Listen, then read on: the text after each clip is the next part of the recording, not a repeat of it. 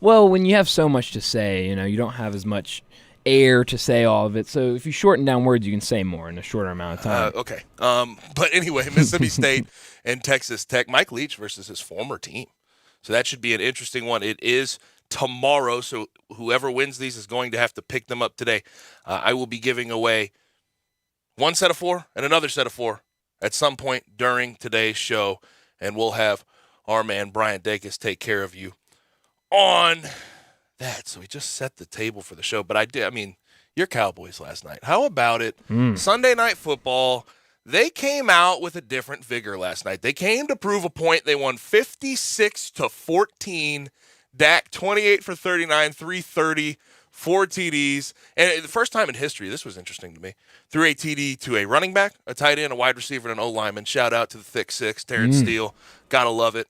But this is what we've been wanting to see for the past few weeks since that offense has sort of been slowing down. Yeah, and I think a lot of it had to do was, a couple weeks ago when they played Washington, and they let Washington come back, and a lot of people were saying, whoa, I think that's not where this all started with the offensive woes, but that was kind of where a lot of people start pointing out, this team might not be as good as we think they are. And, they had something to prove. Trevon Diggs, another interception, still getting beat on a lot of routes, but... Did you see the stat they showed before the game? Well, they made a point to talk about because it's how obvious. Feast or famine he is. It's obvious. He's got 11 picks, It though. is obvious. You got to do what you got to do. The ball hawk. And Micah Parsons. I never go through a game watching the Cowboys. I'm never unamazed by what he can do. He is unbelievable, man. They can put him on the edge, and he can beat tackles with ease. They can put him inside the box, and he can be a run stuffer. He can blitz. He can cover. That was one of the best draft picks I think I've seen. And a lot of people for the Cowboys, a lot of Cowboys fans didn't really think that was needed at that time. But you get rid of Jalen Smith. You have Leighton Vander Esch still. Looking back on that pick, that might have been one of the best picks in the 2021 NFL draft. Yeah, and it's probably one of the best Cowboys picks in a while. When you think about how much of an impact he's made on that defensive side. And I look, you can say what you want. He's definitely going to win Defensive Rookie of the Year. I think it's very possible and almost likely to see him in the running for Defensive Player of the Year as a rookie. Yeah, I think he has a case. And we'd have to go back, and I'm not totally sure if that's ever happened, where you win the Rookie of the Year and the Defensive Player of the Year in the same year. We'd have to go use the Google machine for that. But it is unbelievable. Yes, the Trevon Diggs 11th interception last night on a deep ball that was very horribly placed by Taylor Heineke. But before the game, they showed he's first in the NFL in giving up passing yards. So receiving yards, actually 899 this year. It's not great. Not great, man. And that's the one thing though with the Cowboys. We wanted to see them sort of show dominance at some point leading into the playoffs. So you don't want to go into the playoffs with an offense that's struggling and a defense that's not taking the ball away as much. But they did it last night. Two defensive touchdowns last night too. That was nice to see. Ooh, man. Look, if the defense can play like that and the offense can play like that, who's going to stop the boys? That's the question. No, don't stop them. But seriously, did you watch Dak after the game in his little player of the game press conference? Well, not press conference, but a little interview. I ended up going to sleep. He said he made a point to talk about, I think they asked the question, I believe, about how there's a little bit of a rivalry between the offense and the defense. They have this competition going on, this bet, if you will, who can either the defense force more turnovers or the offense score more touchdowns, and whoever can do the most at the end of the season gets like a vacation or something. And you could tell that Dak was super into that. And so, look, I love a good team competition. So, hey, if that's what they got to do to win games like that, I'm all for it. It is what it is. You got to do what you got to do.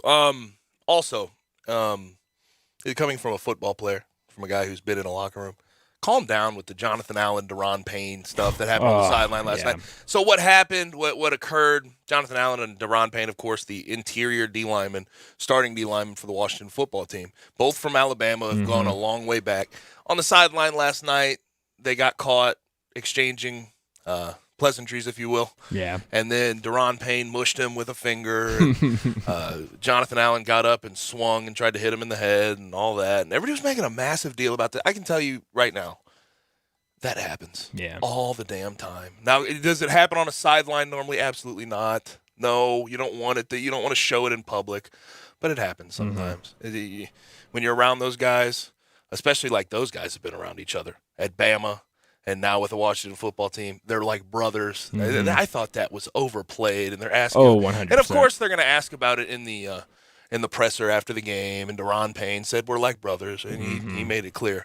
You don't want to show that on the sideline, but that really was not. I saw that, Brian, and I did not think that was that big of a deal. Yeah, I'll be honest. I missed it when it actually happened live. I was kind of going back and forth. I had the World Juniors on my phone, and so I was looking down my phone, and my brother was like, "Whoa!" I'm like, what just happened? And so he had to show me. And the way they were talking about it on TV and the way Twitter was talking about it, I was like, wow, I can't wait to see this. And then I saw it, and I was like, come on now. It got broken up quickly. Very quickly. They were getting killed. They weren't Defense even wasn't playing good. I mean, it happens. Tempers flare. They're very close. They got mad at each other. Yeah, they probably went and had breakfast this morning with each other. You let it go. You're going to see him in the training room, the weight room, the everywhere, film room, literally the next day. Everywhere.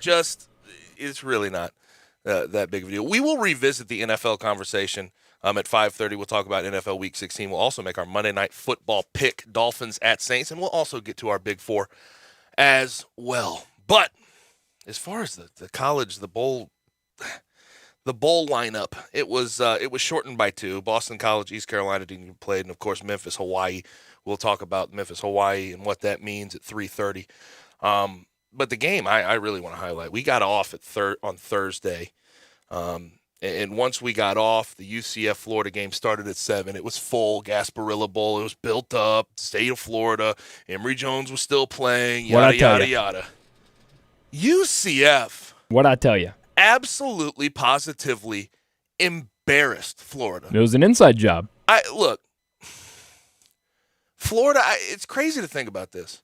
Through the McElwain years, through all of these years of terrible coaching, they're in a worse spot after the Dan Mullen years than they were even after Jim McElwain and everything. I can't understand how the back half of this season struggled the way they did. Yeah. And to see them in the bowl game, just no want to in the second half, no fight. Mikey Keene leads UCF to a win. I've seen Mikey Keene play. Mikey Keene is not a good player by any stretch of the imagination. Isaiah Bowser in the first half, I think, sort of got held down, and that's the running back, of course, for UCF by Florida. But the second half, it wore on them, and they couldn't keep up. 35 attempts for 155 and 2 TDs for Isaiah Bowser. Most of it came in the second half when Florida got wore down. And Ryan O'Keefe, wide receiver, 4 carries, 110 yards, and he caught for 85 yards and a TD. Florida, you talk about them being one of the premier programs in college football. And since Urban left, it's been really tough going for them. They have not figured it out. But I never thought in a million years, after Dan Mullen was out, I didn't think he'd be out this year either. But when we went into the season, especially after they played Alabama close and it looked nice. To think that after the Dan Mullen years, they're in just as bad of a spot as they've been in is insane to me. It is wild to think about. I mean, I thought he would be able to go in there and do something. You know, when he got the job, I didn't think it was a great Develop move. A quarterback. Yeah, but do the whole thing. And you figured he had a shot. Especially after seeing them 11-2 in 2019. I mean, even last year to a certain extent, although the Cotton Bowl, you look back at it, and that nasty loss they took to Oklahoma looks like the start of the end of the Dan Mullen era. But Billy Napier has a job on his hands, and you talk about recruiting, you talk about being able to get the best players in Florida, talk about getting them back to the top of the SEC East. And Dan Mullen, of all people, has put them in a way worse spot than they were in. And when Jim McElwain left, they were not good. I mean, that was a bad team. 4-7 in his last year. Dan Mullen came in 10-3, 11-2, right off the top. You think, oh my gosh, this is heading in the right direction. This is back to urban. We're almost good. We have a chance to see Florida back on Urban Meyer level. And what it turns out to be, not so fast. My gosh, not so fast. and to see the effort. I watched that full game. To see the effort, especially in that second half. Because they started off the game, they were sticking in there with UCF. They had a little vigor to them. They were really rolling, feeling themselves. But that second half was just, I mean, it is embarrassing as it gets. Let's see what else we have over the weekend. We had Georgia State, Ball State. You get to watch any of it? Oh, yeah. What a game. Georgia State took away. Man. Took off 51-20. I didn't think they had that in them. Well, I mean, Ball State. Mac's not doing that great in bowl games except for today. They did well. They did well. Western Michigan 52-24 over Nevada, but Nevada no coach, quarterbacks on the way out. That whole thing. But the story just continues to be the canceled and affected games. We started with the Gator Bowl. A&M pulls out. It's now Rutgers versus Wake.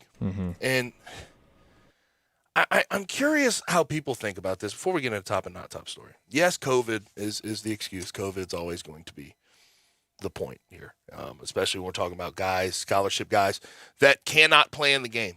But with that, I'm just going to pose this question, then we're going to get to top story. Does indifference toward the bowl season have something to do with why all of these games are being affected? Does indifference have to do with it? Yes, COVID is the excuse, but how much do you think these teams really care about the bowls they're going to nowadays? Let's get to top story. Top story of the day. We got there. We eventually got there. I'm glad we did. Top story of the day, though, Tiger basketball. Back at practice. Back and hopefully better than ever. Hopefully booming. Over the weekend, though, we did get a Laird Veach letter, of course, the AD for the University of Memphis. And I look, I thought through the whole COVID pause, fans, media alike, deserve more see-through, right? You need to see inside the building. What was going on? Who's vaccinated? Who's unvaccinated? I thought Penny did, to a certain extent, owe those fans in the media an explanation of what was going on inside the building. And Laird Veach decided that he was going to do it himself. And the Memphis Athletics put out a statement saying that 11 players are fully vaxxed, 6 are unvaccinated, which is... By the shout out Brian Dacus for being right on top of that. You did nail it, saying 6 were unvaccinated. But it's a far cry from 90%. Yeah. Or 100%. Not great. It's a far cry. That's what, 67%? I mean, that's not near 90%. No. And the fact that was the number we were talking about before the year is frustrating. But the Tigers are back in action against Tulane at Tulane on Wednesday. Hopefully. We will see what happens. 6 unvaccinated, anything can happen at this point. And heck, we're having a lot of breakthroughs too. But Houston over the weekend had to forfeit originally their AAC opener versus Cincinnati, which would have been played tomorrow because of health and safety protocols. But this caused the AAC to change their policy. As of today, this is from Steven Johnson, just released this from the Daily Memphian. Of course, he covers Tiger basketball. You have to have, in the AAC, 7 available scholarship players and 1 coach to be able to participate in a game.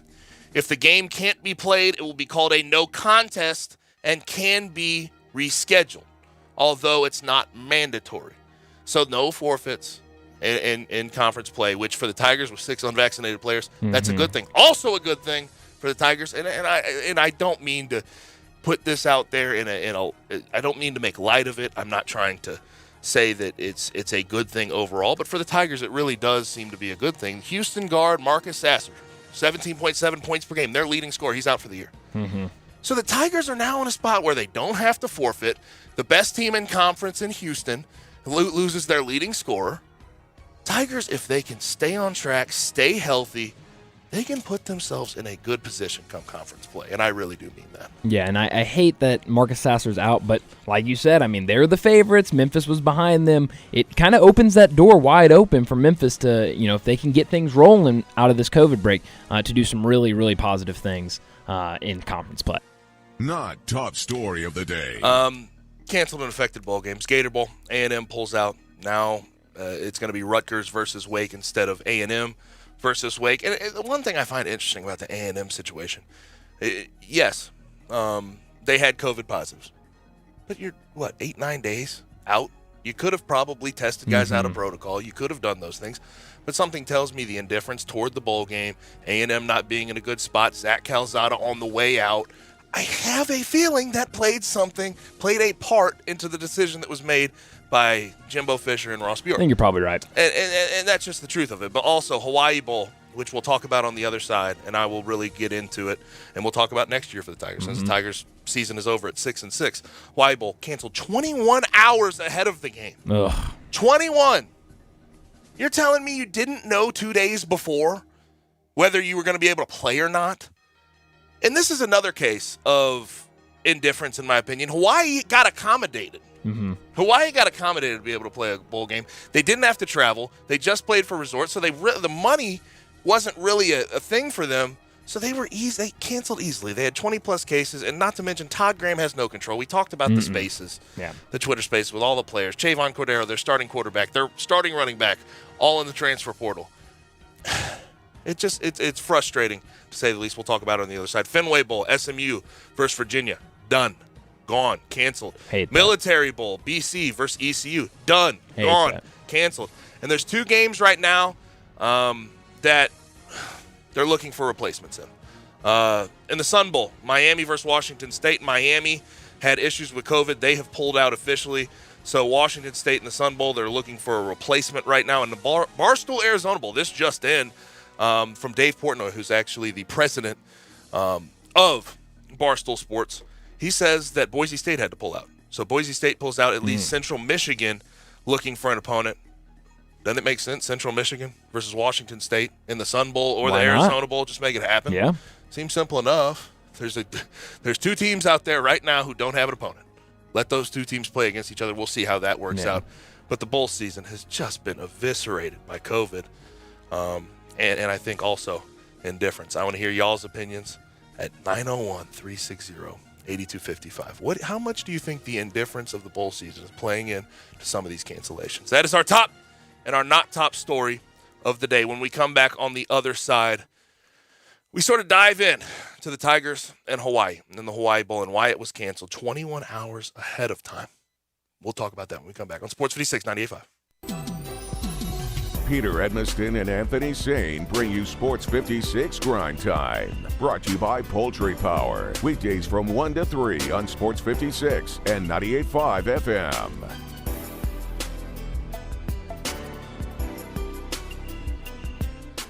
Nothing says Happy New Year like getting the SUV, car, or truck you want to drive into 2022.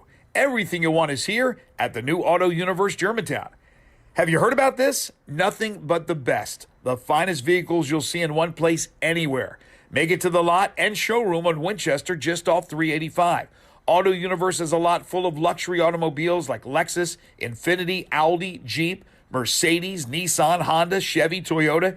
And get this, no haggle pricing. If you're looking for a slightly driven, previously loved pre-owned vehicle, you got to see these at Auto Universe Germantown, and they tell me they're adding more by the hour. Or go to eautouniverse.com. Happy New Year from their family to yours. The only dealership you'll ever need. Unbelievable selection, simplified financing, top service technicians, even collision repair. Everything you want in one place. It's at 7300 Winchester, just off 385. Only the best make it here to Auto Universe Germantown. That's eautouniverse.com. These statements have not been evaluated by the FDA. This product is not intended to diagnose, treat, cure, or prevent any disease.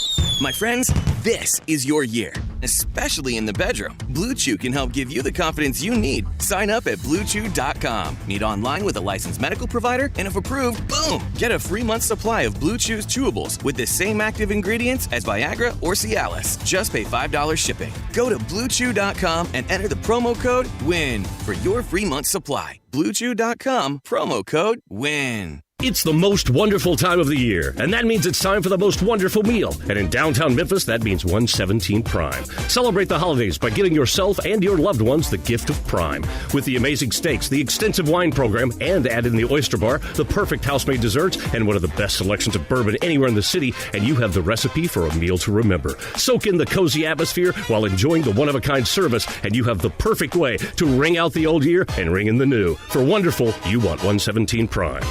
Hey, Jeff Allen, I hear you're making everybody holiday happy over at Gossett Kia South Mount Moriah. That's right, Randy. We're closing the year with the Gossett Kia Command the Season sales event. Not to mention, every Kia comes with a 10-year, 100,000-mile powertrain limited warranty program. Plus, right now, I've got 2022 Kia Forte 179, only $27.99 due at signing. Or get a 2022 Kia Sportage LX 199 per month, or 2022 Kia Sorento 279 a month. Both $34.99 due at signing, and all 36-month leases. So whether you live in Horn Lake, South Haven, Olive Branch, or Memphis, and let's not forget Lewisburg, you'll be happy at Gossett Kia on Mount Moriah, 2680 Mount Moriah, or KiaMountMoriah.com. All 36-month leases, $650 acquisition fee, $30,000 per year, 20 cents excess mileage. Sorrento NGO 92178, MSRP $30,875. Sportage N7017 625, MSRP 25815. Forte 8429506, MSRP 21035. Includes all rebates and incentives. Must finance through Kia. Excludes tax title and license with approved credit. See dealer for complete details. Offer valid through 10321. Dealer stock only. Ole Miss Rebel Yell is back. The Rebel Yell Hotline Radio Show is back on WHBQ Sports 56 and 98.5 FM. Every Monday night at 6, hear the latest news on your Ole Miss Rebels with Yancey Porter with 24/7 Sports, former Ole Miss defensive tackle Mike Fitzsimmons, Gordon Ford covering SEC Sports Call, and former Ole Miss baseball announcer Gary Darby. From kickoff to free throw to extra innings, your Ole Miss Sports on the Rebel Yell Hotline Show right here Monday night at 6 on Sports 56 560 AM and 98.5 FM. Your Mid-South Sports Station. At Jason's Deli, when you're dining in or picking up curbside, you can expect wholesome food and no surprises, just delicious sandwiches, crisp salads, and quick quality meals made with the freshest ingredients and no artificial trans fats, MSG, high fructose corn syrup, or artificial colors and dyes. Around here, a lot of thought goes into what we put into our food and what we take out of it, because you're not just taking a bite, you're getting a taste of who we are. New items are constantly being created to expand our menu for all tastes and special diets with vegan and gluten-free options available. Convenience and on-time delivery you can count on. It's just a click away at jasonsdeli.com, so whether you need to feed 5 people or 5,000, the team at Jason's Deli, they have the credentials and the commitment to keep you satisfied. Freshness is nearby at Jason's Deli with locations at Ridgeway in the Park Place Center, Poplar and Highland, Germantown Road in Cordova, and on Goodman Road in Olive Branch. Jason's Deli. It's wholesome food and no surprises. Need to sell your home? You're in luck because I buy houses. All you have to do is call Bill at 901-406-1101. That's 901-406-1101. Grab that pin, 901-406-1101, or just save it in your phone. Bill at I Buy Houses. I Buy Houses buys houses in any area, in any condition, at any time, as simple as that. I Buy Houses is guaranteed to close in 5 days. So if you need your cash fast, just call Bill at I Buy Houses, 901-406-1101. Has your house been on the market? Were you just tired of renters? Or is it just time to start over? Well, avoid repairing, cleaning, painting, and prepping your house. Just pick up the phone and call Bill at 901-406-1101. That's Bill at I Buy Houses. If you're in Southwind, South Memphis, North Mississippi, North Memphis, Collierville, if you can hear this, just call my friend Bill at I Buy Houses, 901-406-1101. The folks at Homer Skelton Hyundai want to say thank you. Thank you, Memphis, for another spectacular year. They set records, but I can understand why. You think about the product. Where else do you get a 10-year, 100,000-mile limited powertrain warranty? That's what you get on every new car at Homer Skelton Hyundai. Oh, and thank you again for the 11th straight year, the #1 certified pre-owned car dealership in all of Memphis. It starts with that product, but then it goes to the shopper assurance. Where else do you go where you get transparent pricing, flexible test drive, take the car for a couple of days if you want, streamlined buying process? You're not going to be there all day, in and out. And then, and I have not seen this anywhere else, the 3-day worry-free exchange. You buy a new car, if you've got any buyer's remorse, you've got 3 days to change your mind. Just get on Lamar. take it into Mississippi. The first exit's Craft Road, turn left, and go see Chris True and all the gang at Homer Skelton Hyundai.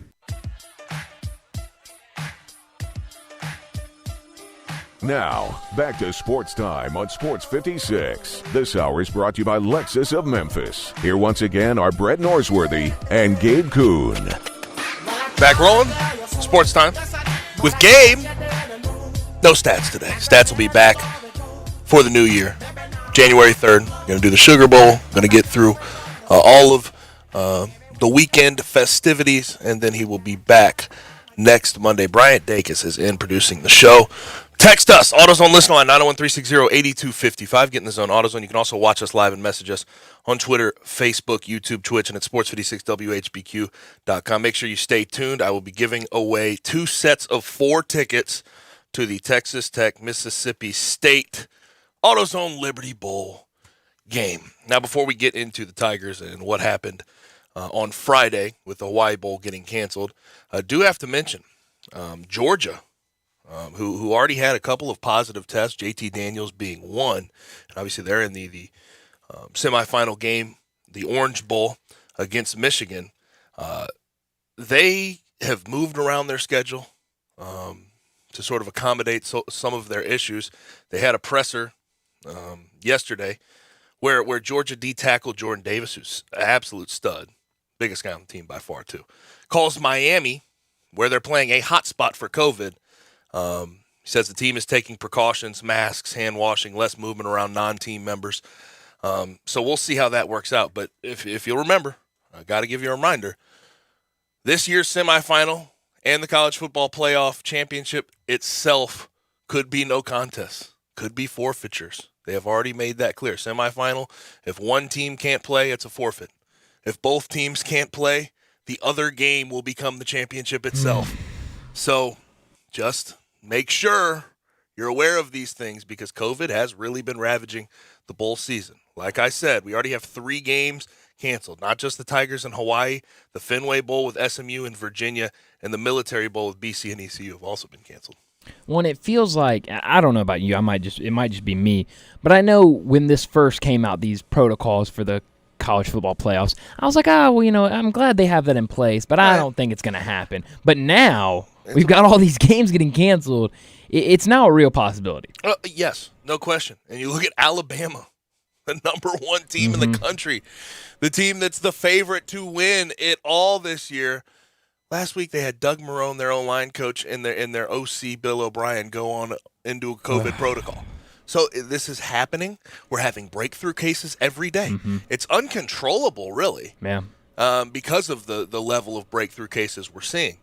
But seeing a no contest in a semifinal game or a forfeiture in a semifinal game or the championship itself would be absolutely positively insane. Also, a note on Georgia, Dan Lanning, who officially accepted the job to Oregon, who we'll have on the show at some point in January. Ooh. Just a little tease.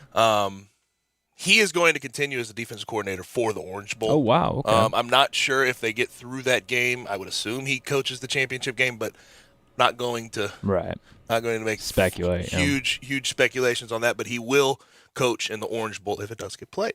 Now, Tigers in Hawaii. It was canceled, and I know a lot of fans out there. I want to hear your frustrations. I do. I know how passionate a lot of the fans and media have become about this football team, and for good reason. I got to feel it firsthand. 4 straight bowl games, 10-3 my first year on campus. I know about the turnaround, and it's great. So hit us up, AutoZone Listener Line, if you have any questions, comments, concerns, 901-360-8255. But I guess it's most frustrating for me because you look at Hawaii and that team. How do you only know 21 hours ahead of time that you can't play the game? I heard on Monday that they had 16 people in protocol. On Monday. Tigers had traveled on Sunday to be there for their first day on Monday. How did you not know then that you wouldn't have enough players? And not to mention, remember the Frisco Football Classic? The Texas bowl game that they added? Yeah. That was to accommodate Hawaii playing in this bowl game. Hawaii was 6-7. They weren't eligible.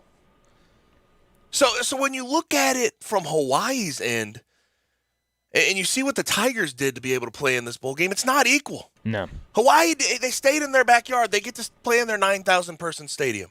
Tigers had to cross the pond to go to Hawaii, to stay in Waikiki, to pay for all these charter flights, to pay for all these resorts, and they get shafted. So without question, that's the frustrating part of this. And to the people out there, and I know there's a lot of them, I've heard them, and I don't want to attack these people in any way, but they say, well, at least it was a good trip. At least I got to go to Hawaii for 4 days. Oh my gosh, things could be worse. Yes, they could. I can admit that. Things could be worse. But guys don't like being away from family during the holidays. It's very true. I can tell you with absolute certainty, we traveled a day late to the Birmingham Bowl when I was in college because we wanted to stay home with family. We wanted to.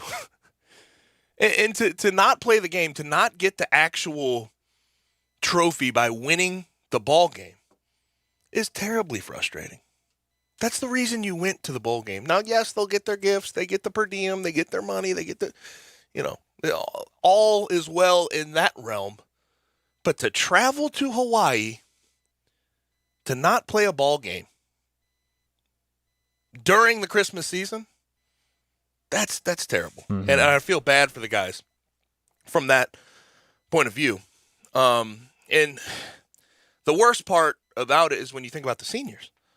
They're planning on this game. This is J.J. Russell, not Calvin Austin. Calvin Austin wasn't going to play. Dylan Parham.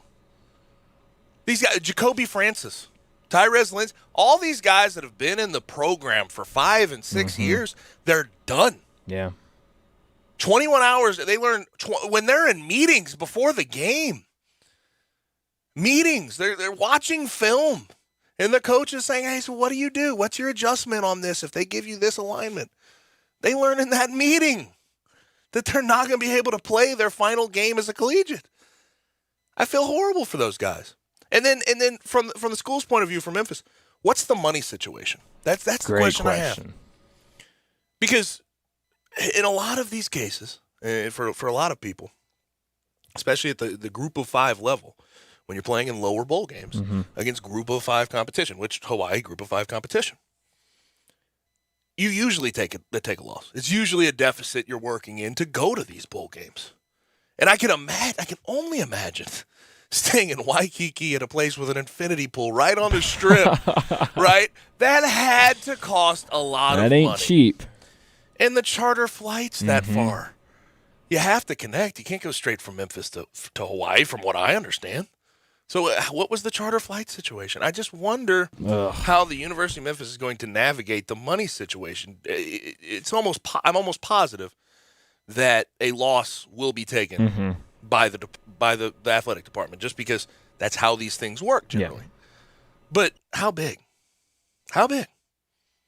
And that's what I'm wondering. And as far as an insurance policy, I sort of wonder if that was in play. Because with COVID-19, I think a lot of these bowl games and a lot of these contracts, there's a force majeure clause where act of God, you get your money back. They either reimburse you. I think the University of Memphis needs to go out of the way to try to get reimbursed. Oh, yeah. I guess the good news is, though, they got to take back the trophy. I guess you get the trophy, but like, cool. do you put that in your trophy case? Do you feel good about it? Not really. There's no question that you don't feel great about that. And also, this was a game, Bryant, and I don't know how you feel. This was a game that you sort of got to see. You were going to get to see who's going to be next up. Like, Calvin Austin's out of the question. Bingo. Sean Dykes was going to be playing, but regardless, you had to see which wide receiver. Who's going to step up? Eddie Lewis, Javon Ivory. Who's going to be that guy? It could have been a springboard to next year, too, because of Hawaii. You're playing a team that was decimated, that was going to have a backup quarterback. They're running backs in the transfer portal. Defense has a lot of guys in the transfer portal. They're hurt. Their COVID was affecting them. You're going to be able to use this win as a springboard into next season and possibly see guys who are going to make a difference next season. You lose it completely. Also, you get a look at some of the younger guys that didn't really get a chance to play. Because you talk about how decimated Hawaii was. I'm not saying that they were going to go out there and kill them or anything, but there was an opportunity, especially missing your top receiver, that you could go in there, get a lot of guys reps, get some of those younger guys who maybe haven't seen a lot of game time this year, get them a couple reps, get them in there, let them know how it feels, so that when you go into the spring, when you go into fall, they already know. I mean, they've had on-field experience. Maybe not a lot, but they've been there before. Yes. And bowl experience is huge, too. Huge. And learning how to win in the postseason against teams that are maybe solid. And I know Hawaii had a losing record. They were 6-7. They're not a great team. No. I get that.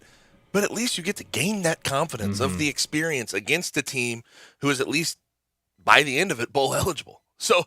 And you're playing for something. So many frustrating things about the way it happened, too. I mean, just 21 hours before the game. I don't know how an athletic department, a football program lets that happen, especially when you knew you had these things happening. Yeah. And part of it is just sort of the mutiny that was going on behind the scenes at Hawaii. Todd Graham has no control of the program. Zero. I mean, zero control of it. And yes, there were COVID positives. There's no question about it. But I think a lot of people in the transfer portal not being able to get guys at practice, a lack of scholarship players led to them eventually just saying, well, we're just going to call it quits. Yeah. And the fact that their money was not fully invested into it. They're playing at home. They're at a resort. It doesn't mean much to them to cancel. And that gets me to this point. I think COVID, in a lot of ways, yes, it affects it, and some teams need to pull out of bowls because they have too much going on in the way of COVID.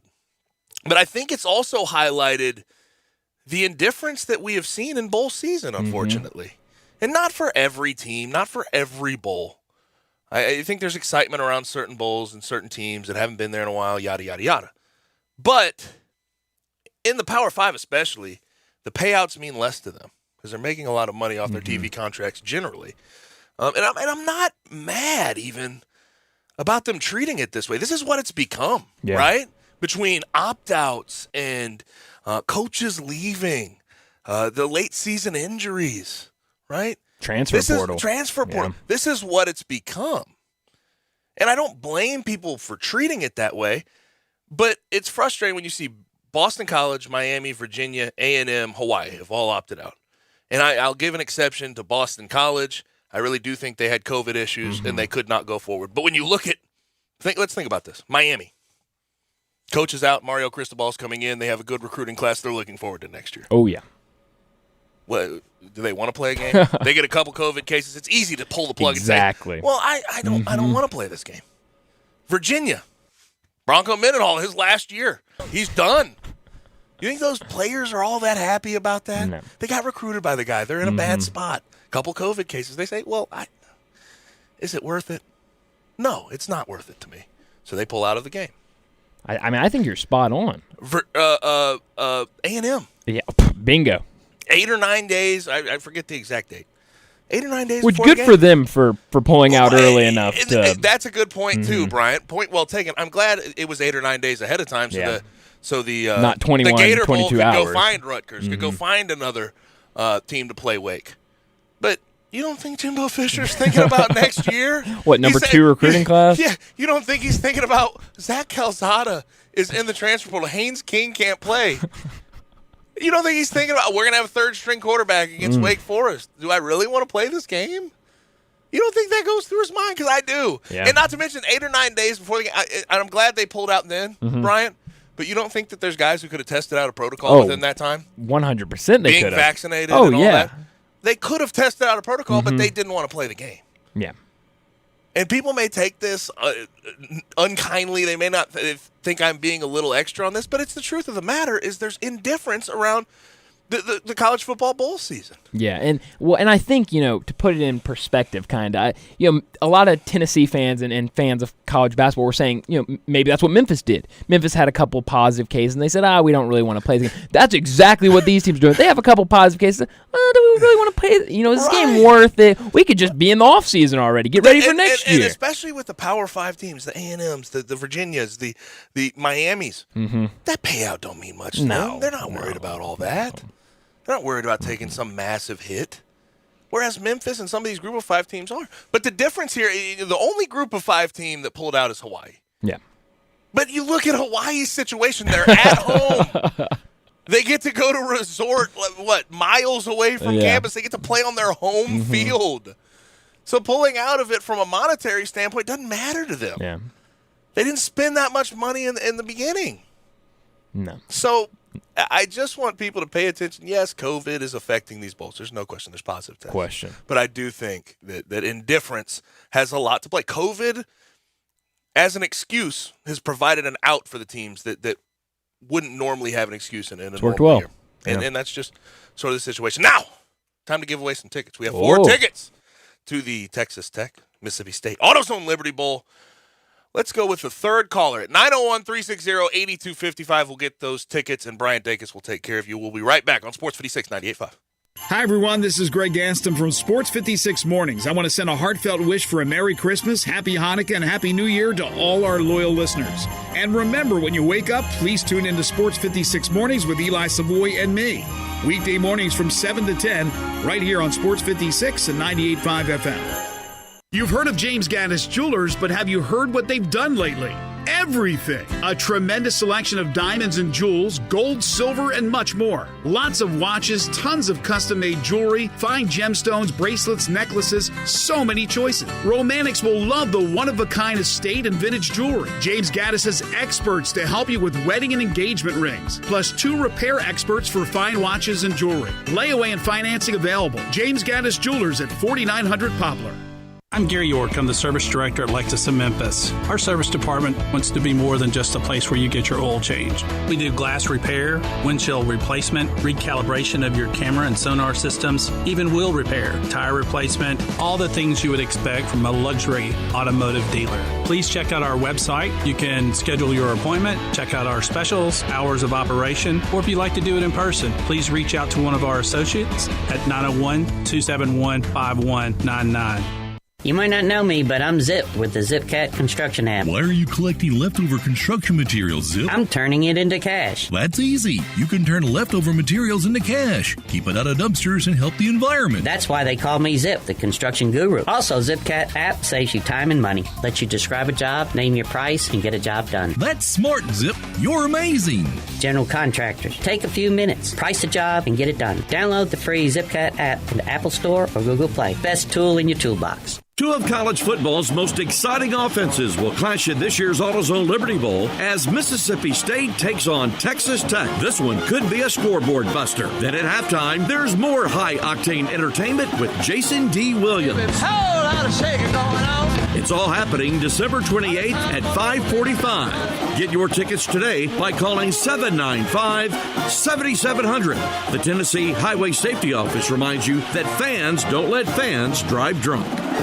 Hotty toddy Ole Miss. Boom! That's a way to start it. Right open down the seam. Caught. Touchdown. Caught at the 20 by Braylon Sanders. He trots into the end zone. Touchdown. We run the ship.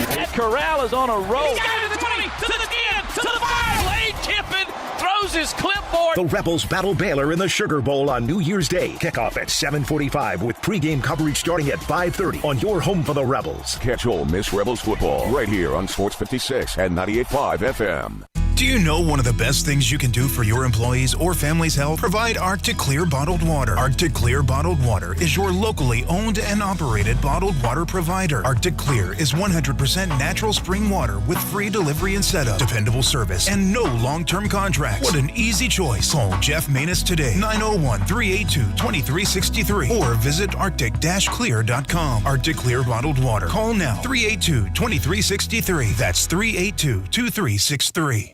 Now, back to Sports Time on Sports 56. This hour is brought to you by Lexus of Memphis. Here once again are Brett Norsworthy and Gabe Kuhn.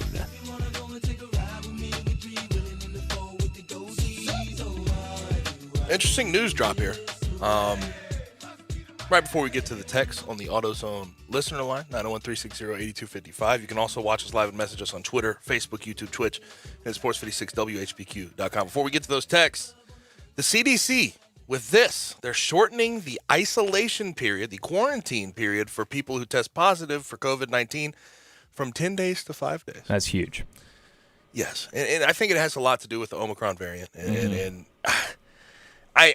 the NFL on Thursday said that a study had led them to believe that asymptomatic folks were not passing the virus, the Omicron variant, as well as they had with other variants of the virus in the past. I'm not sure how true that is, but this is certainly interesting. And we're headed in a direction, Bryant, it just seems, with the messaging from the White House, with the messaging from the NBA, with the messaging from the NFL. We're heading in a direction where we're just going to try to push through. We have the preventative measures. We have the things that could help you beforehand. You get them, you don't. Doesn't matter. We're going to try to push through. And that's sort of the messaging. Yeah, and this is huge for sports because obviously we've seen in basketball, Memphis was out for a little over a week. Tulane, who they're about to play, missed 3 games due to COVID. So this just kind of shortens that, and so you're not having to miss as many games. So it's huge for just people in general, but it's also a really big story for the sports world. Yes, huge story for the sports world. And I've always wondered too, with the Omicron variant and where we're headed. I don't need an answer to this. I don't know the answer to this. And people have called for pauses for whether it's a couple weeks, whatever, a month, what have you.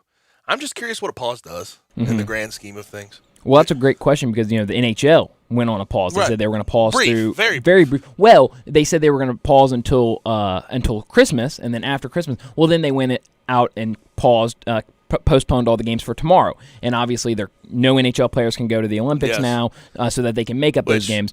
But, what does that 3-4 day pause, what does it really do in the grand scheme of things? I don't know the answer to that. Yeah. If we have an epidemiologist tell me that it does a whole lot, that it is a fantastic move for some of these leagues, I could get on board. Yeah. I haven't seen any studies on it. I haven't seen what a pause would necessarily do. And not to mention, if we're pausing, you'd have to think that all of these players would quarantine, right? Well, that's the biggest question. They can't be out in public, Exactly. right? So and I don't believe that would be the case if you do pause. No. So, sort of my thoughts there. Yeah. The NHL too, with the no Winter Olympics. That's Hate sad it for some of those players, man. That's terrible.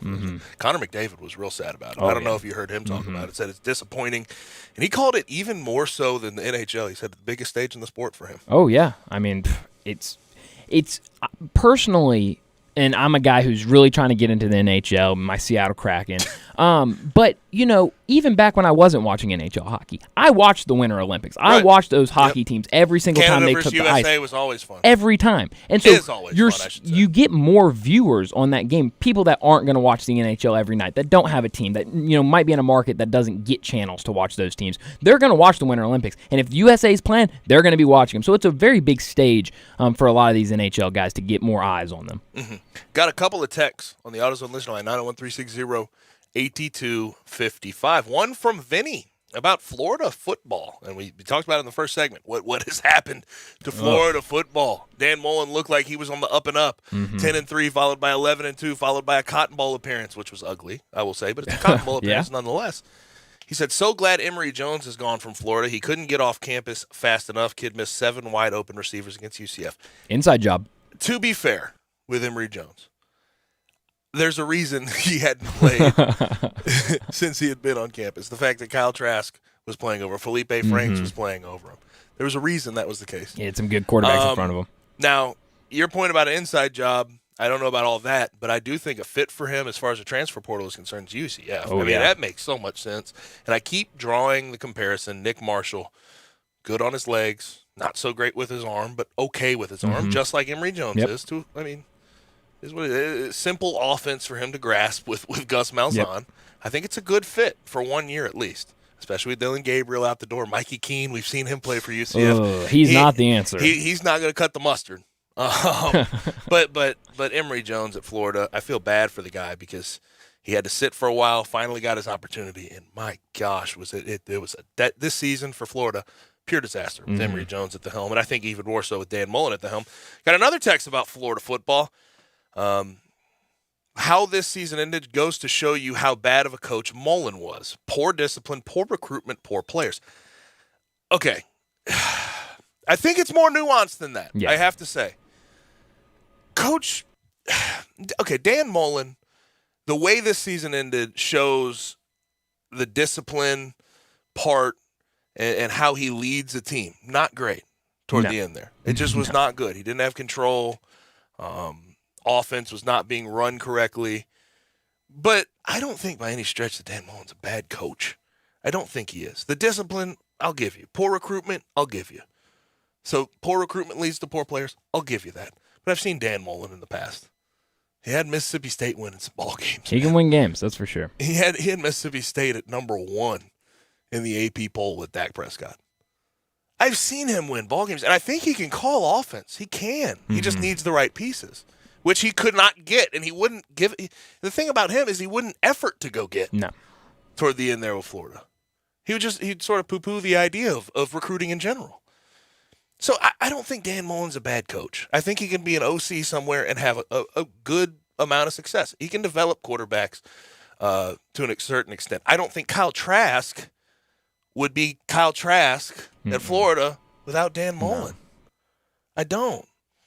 So he was a bad coach all in all because of the discipline and the recruiting and the players he brought in.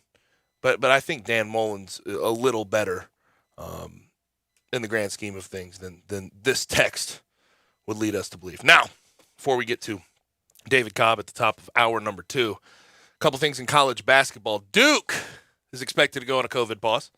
Two games postponed this week in ACC play. Clemson on Wednesday, Notre Dame on Saturday. For the ACC, no contest or reschedule. So those games could be rescheduled. We'll see what happens. And they're also a league, just like the AAC announced today. 7 players must be available. Also, St. John's next 2 games against Georgetown and Marquette have been postponed. There's just so much to keep up with. And in college basketball especially, Brian. The amount I am afraid this week we're going to have a record for postponed games and conference play and everything else because the virus and the Omicron variant is really starting to take up. And that's just it's life. It is what it is. It's life. That'll do it for hour number 1. We come back for hour number 2. Bring on our good friend David Cobb from CBS Sports. Talk college basketball and college football. 4:30. We'll talk a little bit of Grizzlies. Grizzlies get off the losing way, snap a 3-game losing streak, and beat the Kings last night. Alvin Gentry sounded off something serious, something vicious last night. We'll play that for you. And then at 4:45, we'll get to some of your texts. We'll be right back on Sports 56, 98.5.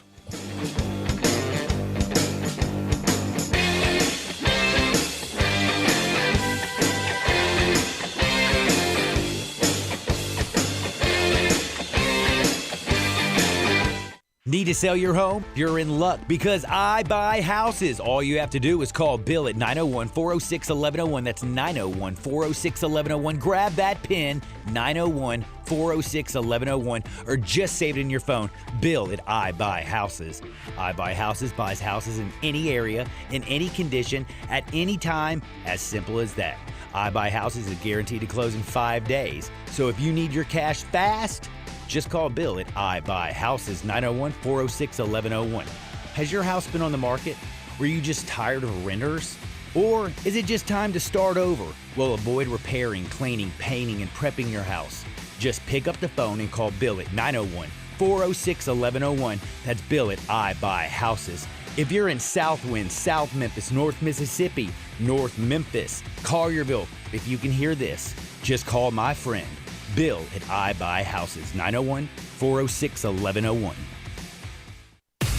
The Christmas sale is happening now at Family Leisure. Did you know that's where Santa goes to shop? Oh, yes. Why? Because arcades are up to 25% off. Air hockey and foosball tables, they start at just $149.99. You can get great deals on hot tubs and saunas. Let me tell you, that is perfect for the winter weather. Trampolines, up to 20% off. This is the best time to buy. Pool tables and shuffleboard tables in stock and ready for delivery. They're not waiting on a boat somewhere. Speaking of delivery, those schedules are filling up very, very fast. So reserve your date now, just in time for Christmas. It's the Family Leisure Christmas Sale. It's happening now. Remember, shop early, shop local, and shop where Santa shops. It's Family Leisure, Whitten Road and I-40. It's where family and fun come together for the holidays. Susan, it's so great to finally be able to get together again. Oh, it sure is. And I really appreciate you picking up the bill. I'm happy to. I've got the extra cash. Since we've all been driving so much more again, I've been using Get Upside, the free gas app that pays you cash back for every gallon of gas you buy. Wait a minute. Are you saying you actually get paid cash when you buy gas with the Get Upside app? Yes, up to 25 cents a gallon. Cash back every time I buy gas. Does that actually add up to anything? Some months I make $200 to $300. Wow, that's serious extra cash. I'm downloading the free Get Upside app now. Download the free Get Upside app now in the App Store or Google Play to save up to 25 cents a gallon when you buy gas. Use promo code FRIEND for a 25 cents a gallon bonus on your first tank. That's up to 50 cents a gallon on your next fill-up. You can cash out anytime to PayPal or an e-gift card for Amazon and other brands. Just download the free Get Upside app and use promo code FRIEND for a 25 cents a gallon bonus on your first tank. That's code FRIEND. The Gossett Chrysler Jeep Dodge Ram Fiat Big Finish sales event is back, and we're ready to put you in a new ride today. 2021 Chrysler 300 Touring, $469 a month. 2021 Jeep Cherokee Latitude Luxe, $475 a month. 2021 Dodge Charger, $497 a month. Plus 2021 Jeep Gladiator, we Gossett, $695 a month. Trade up to extra value and get more for your ride at Gossett Chrysler Jeep Dodge Ram Fiat. So pass the rest and come to the best during the Gossett Big Finish sales event or shop online. GossettMotorCars.net. If you want it, we Gossett at Gossett Motorcars. All 75 months at 3.99 APR. Must finance with Chrysler Capital 300 MH644-839 MSRP 34945. Charger MH647-808 MSRP 35385. Cherokee MD235-765 MSRP 33305. Gladiator ML599-143 MSRP 45140. Includes all rebates and incentives. Excludes tax, title, and license. See dealer for complete details. Offer valid through 1/2/21 with approved credit. Dealer stock only. We are Sports 56 WHBQ Memphis and W253DF Memphis, Flynn Broadcasting Stations.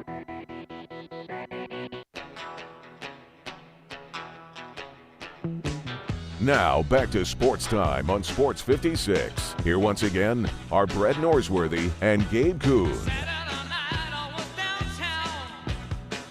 Hour number 2 is here. Sports Time on Sports 56 with Gabe. And usually Stats won't be back until January 3rd, next Monday.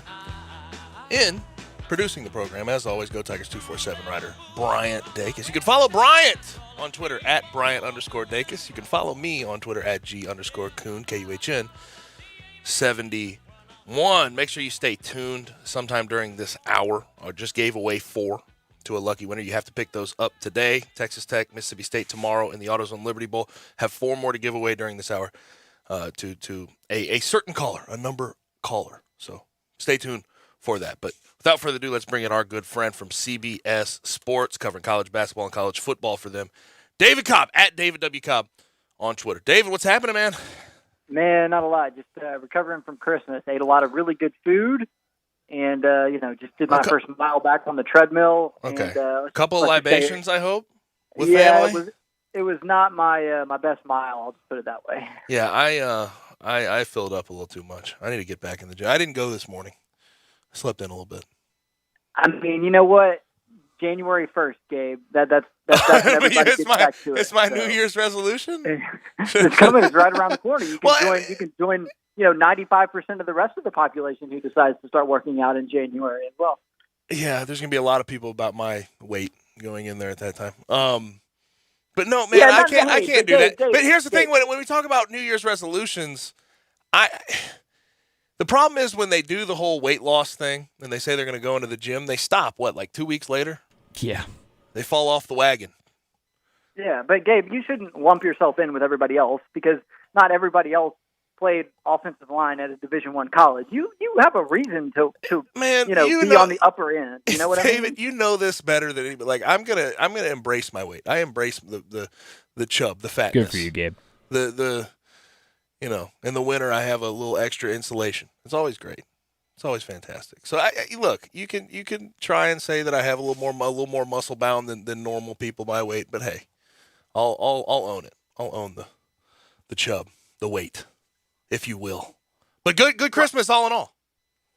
Yeah, so nothing to complain about. I mean, it was weird because it was 60-something degrees. We were in Knoxville with my wife's family, And a year ago in Knoxville, it was snowing at Christmas. Uh-huh. And this year I was, walking the dogs with a T-shirt on and went to the driving range yesterday and was sweating at the driving range on December the 26th. So it was just bizarre. And not only that, the parking lot at this golf course was just completely packed. We couldn't even find a parking space. We had to park on the grass the day after Christmas at the golf course in Tennessee. I mean, just insane. But that's Tennessee for you. I mean, in 1 year, 1 year it's snowing, the next it's 72 degrees out there. And we had the big snow last year. I wonder if we'll get to that point this year. I mean, we haven't hit winter at all yet. I tried it. My brother's we always go to Steinberg Ice Rink down there in St. Louis. It's an outdoor ice rink. And it was 70 degrees. It was a lake out there. I don't even know why they had people out there skating. I mean, it was bizarre. I went around once. I couldn't.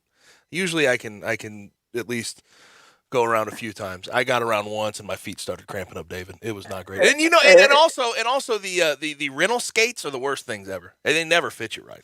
Ice skating Gabe Kuhn is something I think the public needs some video footage of. The other day, video footage would not have been fun for me. Y'all would have made me hear about it. But on a normal day, if it's if the ice is not, if it's not a puddle out there, I'm good. I can handle it. Okay. Now the other thing though, over the weekend and through the holidays, we had cancellations in college football, and I brought this up just a second ago before we got to the second hour. Do you feel that COVID, to a certain extent, has been used as an excuse for teams that may not be all that excited to go to bowl games? I look at Texas A&M. I think there's some indifference there. I think that's a great point. I think if they were games that the teams were especially motivated to play, I think they would find a way. Mm-hmm. And I think they'll find a way to make sure that COVID doesn't disrupt the CFP semifinals.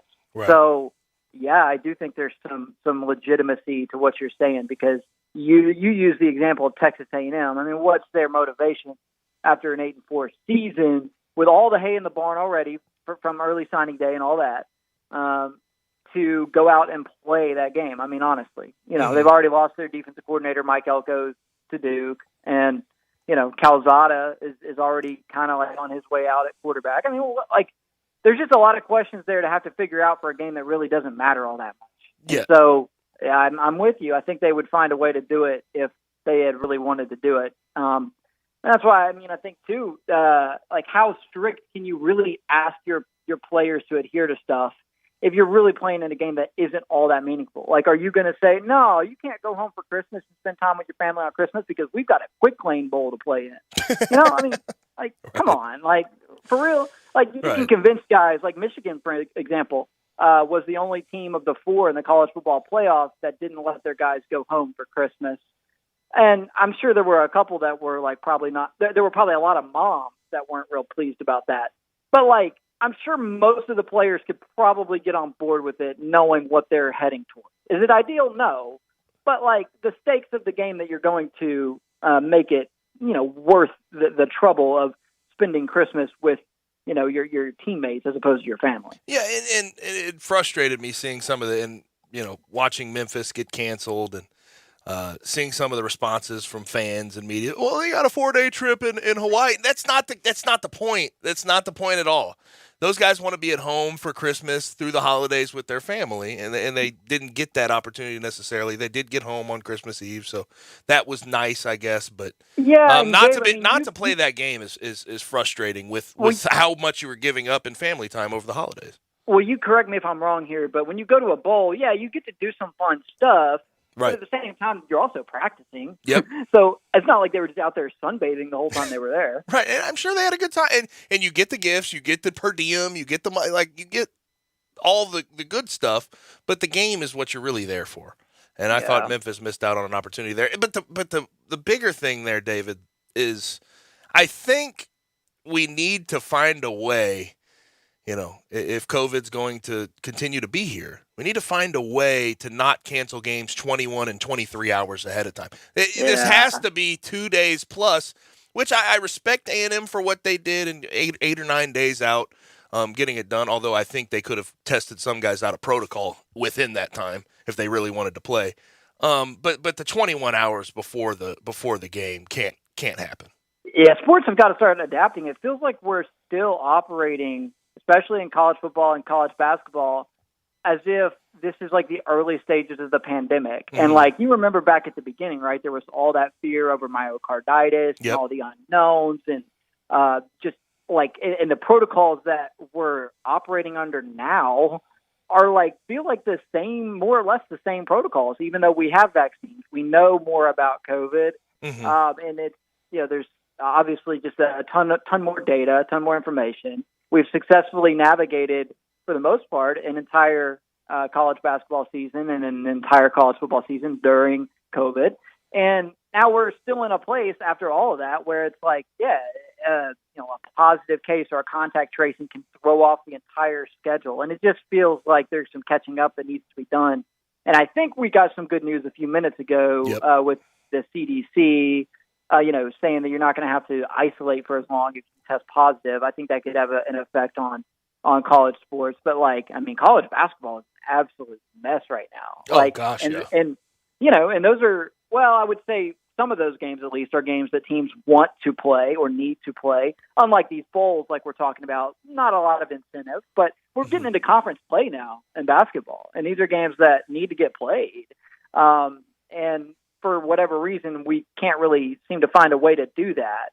And I could understand if this thing was having a really massive impact on the health of the participants, of the athletes, right? But we know by now that most folks in the collegiate athlete age range are going to have mild or no symptoms from this, and very, very, very few, if any, are going to get seriously sick from it. Yeah, and especially with the new variant, Omicron. I mean, Omicron it's way more transmittable, but by all accounts, I saw a study from South Africa that said it's 70% less likely to hurt you in a bad way. You're 70% less likely to show symptoms. So yeah, right. Like if we end up doing the NCAA tournament in the bubble again because of something that more or less is like a your seasonal cold, like come on now, like we can't have that. Let's get with the program here and traffic in reality instead of the mindset of where we were 2 years ago when this all first started. What's your feel though? I look at the professional leagues, and I know we can't really compare how they're going to the messaging around college sports as compared to professional sports, although we're heading closer and closer to that every day. But it sort of seems like the professional leagues, the NBA, the NFL, I mean, heck, the White House released a statement. It seems like they're heading in a direction where they're really wanting to just push through and not have to go into a bubble, not have to pause. Yeah, I mean, the costs of all that are just so astronomical. It cuts into what they can make, and then you can't have fans at the games, and that's a huge chunk of things as well. I'm sure, I don't remember exactly, but in a lot of leagues, TV viewership was down when the home stadiums weren't used and stuff. So nobody wants to go back to that. And I don't think there's really any reason to go back to that. And I think in this case, you bring up the pro sports, I think they're in some ways going to be the ones that dictate where we go from here. Because, I mean, with the NCAA right now, I mean, all they're really in charge of is putting on the basketball tournament. The college football playoff, they have their own rules. Each of the bowls and everybody in college sports has their own rules. Every league has their own rules. Every team, every athletic department has their own rules. So there's just no central organization in college sports to respond to this. And so I think in many ways the influential folks in college sports are probably going to take their cues from the pros. And so hopefully the pros can kind of, like you say, power through here. Mm-hmm. Although it's certainly a mess in the NBA with I think the Grizzlies have signed, basically. Yeah, Grizzlies have, Shaq Buchanan now. And it's awesome for some guys like that. They get their first chance to play in the pros and whatnot. But college sports, you can't call somebody up and sign them to a 10-day contract. Maybe maybe they should alter the walk-on rules or something so where you can just go pick a guy out of the student body. I don't know, but the problem with college sports is that there's no real central leadership. Mm-hmm. And so, it's on the conferences, it's on the schools, and then ultimately it's going to be on the NCAA to kind of get its act together and put on a tournament that isn't totally beholden to the whims of the virus. Yep. Just because you brought up the NBA, little sidebar. Christmas Day was unrecognizable, David, trying to watch that. I saw Darren Collison get NBA minutes this year. I know. It's insane.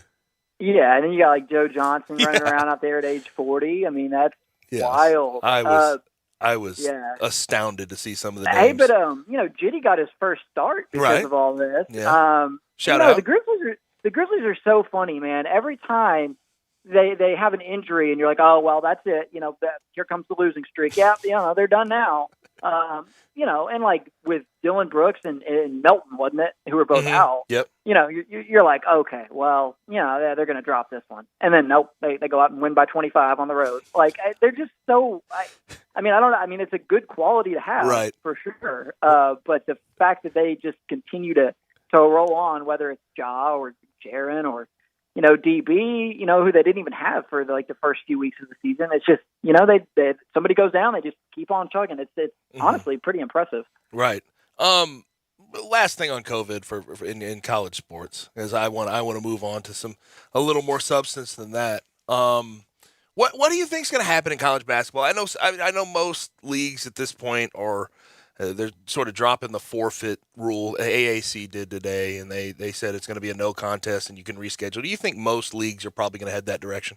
Yeah, I believe the Big Ten is the last major league that has not officially gone that route yet, but I think they all will because it's clear now there's going to be so many disruptions. I think the rules were made the way they were to where it would be a forfeit to incentivize adherence to protocols, to incentivize vaccines and what have you. But with so many of these programs still testing even vaccinated players who were within close contact of somebody who tests positive, I mean, it's just obvious now that it's going to be so widespread that, it's just going to completely convolute any semblance of normalcy in the standings if you have to forfeit a game. So it's I think everyone, except for the Big Ten in college basketball, and I would assume that they're going to be getting there soon, have gone back to the no contest policy. And it stinks because of the scenarios like we saw last year, where in the Big Ten there was basically a dual claim to the league title because Illinois and Michigan had played an uneven number of games. And I believe, if I have this right, it was Illinois that had actually won more games in the league, but Michigan had a slightly better winning percentage and, claimed and was awarded the Big Ten regular season title. Right. And so, I mean, that's the annoying part about it, is that it sets up these scenarios where you're comparing resumes that are totally uneven when it comes down to crowning a conference champion and determining the seeding for your conference tournament. Yes, but the no contest almost seems completely necessary. Now, I know every team is not the same level of vaccinated, right? The Tigers, over the weekend, we learned that they were only 11 players vaccinated, 6 unvaccinated. There's some teams that are 100, some teams that are 90. But the amount of breakthrough cases, it seems like we have to go to no contest and try to at least see if we can reschedule. Last Thursday, I have to ask you about this because I'm curious what you think. What did you think about Florida's effort in that bowl game against UCF?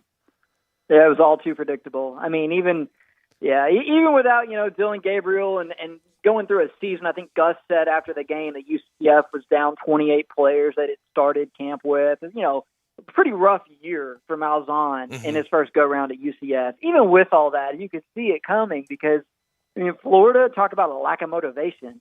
If there was any team out there that I think would have taken a COVID out, had one appeared, I think it would have been the Gators. And honestly, given the effort that they put forth, I'm surprised they didn't just manufacture one, because honestly, they would have been better staying at home than going and getting embarrassed by UCF like that. But I mean, hey, good on UCF to finally get that matchup. First of all, I know they've got it scheduled for the future, a 3-game set over like the next 15 years or whatever. But yeah, that was bad, and probably gave Billy Napier plenty to think about when it comes to what he wants that roster to look like come spring practice, because we all know that the transfer portal works both ways, and as much crap as we give players for quote unquote quitting and going to the portal, I think oftentimes too there are coaches, especially first year coaches, who end up having hard conversations with players and end up recommending nicely that they enter the portal. And I would imagine there will be plenty of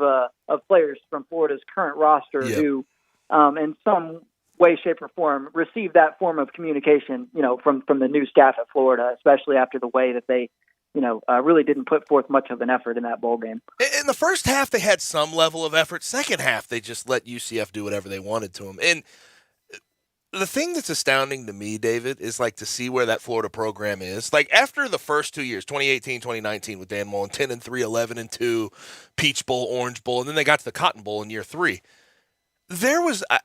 I never thought that they'd be basically in the same spot they were after the McElwain era. Yeah, that's bizarre. Yeah, I've said this and I'll say it again, and I mean it with every bit. I would read so quickly the book about what went wrong in, this season for Dan Mullen in Florida. I mean, it's one of the most just rapid falls for a coach who was very well regarded, who, as you mentioned, his accomplishments in the first 3 years of his tenure, really, really good. Did a lot of good stuff on the field, produced some really high caliber talent. Never really thought that effort was an issue. I mean, defense was kind of the issue with Todd Grantham as the defensive coordinator. And then somewhere in the middle of this season, it just all unraveled. Within weeks after they had Alabama on the ropes, an Alabama team that goes on to win the SEC championship and that will play in the college football playoff. Florida was right there with that team, lost that game by 2 points, and then it all just unravels from there. And it's astounding because I still believe that Dan Mullen is a good coach. And honestly, the thing that set it all off, in some ways, in terms of warming his seat, was the talk about recruiting. As bizarre as that is, I'm sure there were some poor results on the field that preceded the conversation, but the idea that Dan Mullen didn't love to recruit, and it just sort of seemed to torpedo any momentum or any appetite that fan base had to forgive a poor season. And I mean, that's going to be up to Napier to flip that narrative. And I think he's off to an okay start. I mean, they had a decent signing day, but that's a really difficult spot to dig out of when you consider the expectations there. The expectations of Florida are just through the roof. And with Georgia being as good at it as it is right now, I don't think there's any guarantee that Billy Napier does anything close to what Dan Mullen did in Mullen's first 3 years there.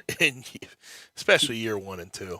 I mean, coming off of 5-7 Jim McElwain straight to 11-2 2 years later. I mean, you can't have that level of expectation for Billy Napier. For Dan Mullen, and we got a text earlier talking about how they thought Dan Mullen was just a terrible coach. I agree with you. I don't think he's a bad coach. I think he could call offense. I think he can develop quarterbacks, although Emory Jones never really developed. What do you think's next for him? Do you think he could be a guy that jumps to the NFL, or do you think he probably stays in college? Yeah, I mean, I think Dan Mullen could absolutely get another Power 5 college head coaching job. And, in this next cycle, all right, I wouldn't be shocked at all if he was contacted about some of the openings that were, open this past time around. But, maybe he just wants to take a year off before getting back into it. I absolutely believe that Dan Mullen could still be a really successful Power 5 coach. I think he did a phenomenal job at Mississippi State. I mean, I would hold him in regard, certainly in my lifetime, and as the best Mississippi State football coach. I mean, because Jackie Sherrill, they had their plateaus, and they had a couple of big wins under Sylvester Croom and stuff. But very clearly, Dan Mullen had Mississippi State at a level of consistency that very few coaches have been able to replicate there. So I think Dan Mullen is a great coach who would be a pretty solid second choice hire for almost any Power 5 program out there. So I do kind of wonder if maybe at some point down the road, Florida doesn't look back and kind of regret pushing him out the door. And in some ways it could kind of align with, Auburn and their fan base with Gus Malzahn. I think at some point there will be some of these firings that we've seen over the last few years that are looked back upon as well, you know what? Maybe we should have given that guy a little bit more time. I mean, that's kind of been the story for Tennessee and Philip Fulmer, what they went through. And now, Florida's got to be careful or they could end up in a similar cycle now because they've gone a long time without having much stability there, all the way back to really, to Meyer. Yep. Napier's the fourth coach since Urban Meyer. And, like you said, Gabe, you can't just bank on them having that 6-7 to 11-2 type of rebound like they did the first year under Mullen. You just can't bank on that whatsoever, especially not with a guy like Billy Napier, who's going to be a first-time head coach at the Power 5 level. He's coached at Louisiana, but I would put the experience that Dan Mullen brought to the Florida job, 8 years or whatever at Mississippi State, as the head coach. Yep. That's a much better, or a much smaller number one in the AP up. poll for a while there with Dak Prescott. That doesn't happen at Mississippi State. It just Napier's doesn't. Napier's been in the SEC as an assistant, but it's going to be a steeper learning curve for him, and I don't know if that fan base is quite ready for it. Right. A couple more things for David Cobb, at David W. Cobb on Twitter, covers college basketball, college football for CBS Sports. Tigers are back at practice today, Tiger basketball. They had the letter over the weekend from Laird Veach, 11 vaccinated players, 6 unvaccinated players. The AAC is starting to change their tune about forfeitures, so that's a good thing. Coming out of this break for the Tigers, it looks like things are looking up, especially when it comes to AAC play. Marcus Sasser is going to be out for Houston. Yeah. How much of a splash do you expect the Tigers to make in AAC play? Honestly, it would be great if they could play Houston like tomorrow. Right. Unfortunately, Memphis doesn't get Houston until like mid-February. It's the same situation as last year, where their games against Houston are later in the year. Because not only is Sasser hurt for Houston, but Tremont Mark is going to be out for the season, who obviously Memphis fans remember him because of that shot last year. And then Kyler Edwards, it comes out today, Kelvin Sampson says he's getting an MRI. I can't remember if it was a knee or a shoulder, but I mean, another really big-time player for them. And it's all in the guard/wing position. So, honestly, I'm not sure who Houston is going to play, off the bench, in the guard, /wing type of spot as they open AAC play. So it would be great if Memphis could play them early. They can't because that's just not the way the schedule is arranged. But still, the point is the door is very much open in the AAC for somebody other than Houston to make a little noise. And I think anybody, would say Memphis is the most logical candidate to slide in there. So, I'm cautiously optimistic after that Alabama performance that, a corner has been turned here, but it's not easy to go on the road in the AAC, as we, saw last year, obviously Tulsa and whatnot. And, Memphis has to play Wichita State pretty early on in conference play. And that's going to be a huge test, because I think those are probably the two teams that have the best chance of catching Houston.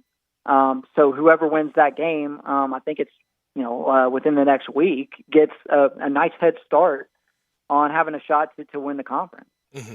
And the thing with the Tigers, though, you got to be cautiously optimistic, no question, because of their vaccination status, because they have 6 guys unvaccinated, and also what you saw in a 4-game losing streak that was capped off by losing to Murray State at home. And I know Murray State's a solid team, but the Tigers and where they wanted to be, there's no way you should have lost that game, especially at home. Now, last thing, in the AP poll, top 5 the same: Baylor, Duke, Purdue, Gonzaga, UCLA. 6 through 10 is interesting to me. I want to ask you about 2 teams in particular, both undefeated, and what you think about them: USC and Iowa State. Yeah, just insane the turnaround that Iowa State has made under TJ Otzelberger. A lot of people thought Steve Prohm was a really good coach. I mean, he had done a really good job at Murray State. He had Iowa State in the tournament a couple of times, and then the bottom falls out last year. So Otzelberger's just done a phenomenal job. I don't know how in the world he has that team at 12-0. I mean, it's not a roster that anybody looked at in the preseason and saw as an NCAA tournament type of roster. And I mean, barring some sort of catastrophic collapse, they're going to the dance. I mean, they've already got a couple of really good wins. So just phenomenal job there. They've got a huge game coming up against Baylor. The 2 of the last remaining undefeated power conference schools in the country, scheduled at least, obviously knock on wood at this point in time with everything with COVID, but Iowa State and Baylor at Iowa State, that can be a really big time environment. So that's going to be a really fun game coming up here within the next week. And then USC, man, how about Boogie Ellis going out there and kind of keying that operation? He's such a feast or famine guy, isn't he? Game to game. I mean, it's wild. And it kind of like he translated the way that he closed last season with the Tigers, and has translated that out there. You know, probably in an environment that feels a little bit more like home. I think he's from San Diego, right? And so Isaiah Mobley taking a big step forward for them with Evan Mobley off to the NBA, and they've got it rolling. The Pac-12 is interesting because it's literally UCLA, USC, Arizona, all in the top 10, and then nobody else. I mean, it's just a precipitous drop-off after those three. So that's an interesting dynamic there. I mean, USC, I think, has a chance to, build on what was a really good season last year. I mean, if I'm not mistaken, I think they were Sweet 16. They were part of that Pac-12 group that really made a nice surge last year. And the league as a whole is not going to do that this year, but their top three are legit, and USC still has not been beaten. So in both situations, you're talking about a really good coaching job. Andy Enfield at USC and Otzelberger at Iowa State. I mean, the fact that neither of those teams have a loss yet at this point is pretty phenomenal. Yeah, no question. David, kept you a little long. Appreciate you, though, man. Thanks for joining us. All right, talk to you next week. You have a good one, David. At David W. Cobb on Twitter. We're late for a break, like I just mentioned. So I'm going to do this really quick. Texas Tech, Mississippi State in the AutoZone Liberty Bowl. Let's go. Caller number 4 gets 4 tickets to the Liberty Bowl. Make sure you pick them up today, Bryant. We'll take care of you. When we come back on the other side, Grizzlies get the win last night, 127-102. They're in action tonight at Phoenix. We will discuss on Sports 56, 98.5. Be sure to follow us at Sports 56 WHBQ on Twitter, Facebook, and YouTube to watch live video of our shows. Stay up to date with station events and have chances to win prizes from Sports 56 and 98.5 FM.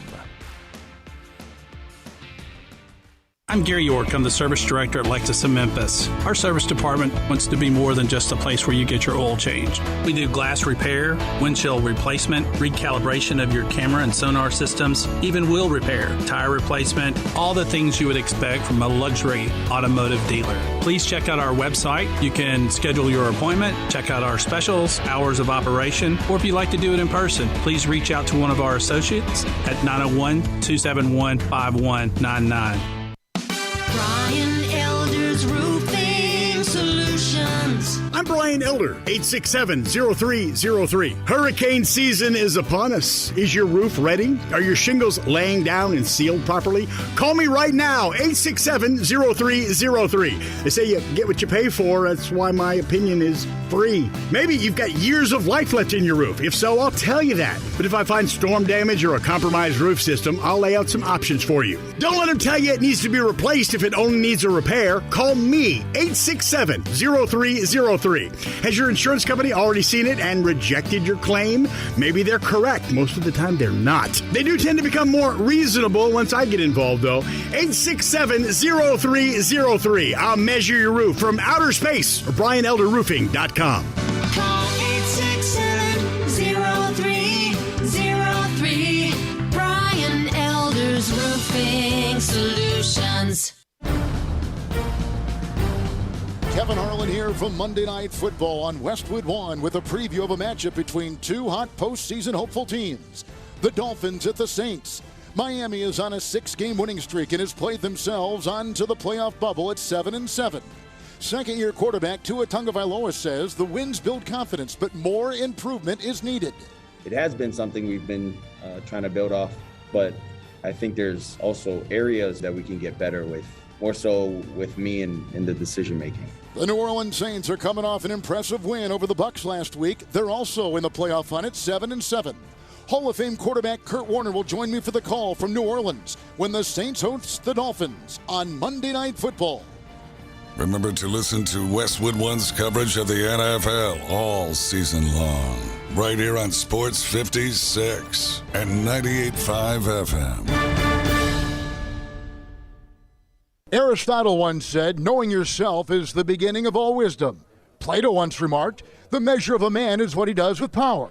And someone at Hulu said, hey, did you know that Hulu Plus Live TV's got over 75 live channels? You can watch your favorite live sports, live news, live reality shows, and more. Plus tons of shows and movies on demand, too. It's time to have Hulu Plus Live TV. Live TV plan required. Restrictions apply. Learn more at Hulu.com. All right, listen up, people. Sean Avery here. If you enjoy alcohol, chances are at some point you've been hungover, torn up in the Hurt Locker. Well, here's a little secret. Goody's Hangover Powder relieves pain fast, helps wake you up, and it tastes good. I'm not kidding around. You got a case of ginfluenza, bourbonitis? No problem. Get Goody's Hangover Powder. Real medicine for real hangovers. Goody's Hangover, aspirin and caffeine in powder form. Place on tongue and take with water. Hangover responsibly. Find it at Walmart. You date like you aren't 22 anymore. Like, emotionally mature is kind of hot to you now. And 6 texts sent back-to-back is totally cool. You date like your experiences, relationships, they haven't just made you you, they've made you interesting. Young love was great, but dating as a fully formed, emotionally mature human? Man, that's on a whole other level. Download the Match app today. A good friend of mine told me about this awesome place for lunch. Oh, yeah? What's the name? Neil's Grill and Bar, where the fat man rocks. Everybody knows Neil. Where's it located? It's located in Yorkshire Square off Quince. And what's it like? The best lunch place in Memphis. You know, like real mashed potatoes and gravy. Everything is made from scratch. Monday through Friday, daily lunch specials like Monday baked chicken, Italian Tuesday, spaghetti, ravioli, Italian spinach, delicious fried catfish, fried chicken livers every Wednesday, Friday, Salisbury steak, barbecue chicken, or if you just want a vegetable plate, the best veggies in town. What about the lunch price? Meat and 2 veggies, $7.95. Meat and 3 veggies, $9.99. And veggie plate, $8.95. Big fat boy portions, man. Man, you're making me hungry. Come hear the best live local music at Neil's. Eddie Smith plays Sundays 5 to 9, Mondays karaoke, Tuesdays Debbie Jameson, Wednesdays Elmo and the Shades, Thursdays John Williams and the A440 Band at Neil's. Where the fat man rocks. Now, back to Sports Time on Sports 56. Here once again are Brett Norsworthy and Gabe Kuhn.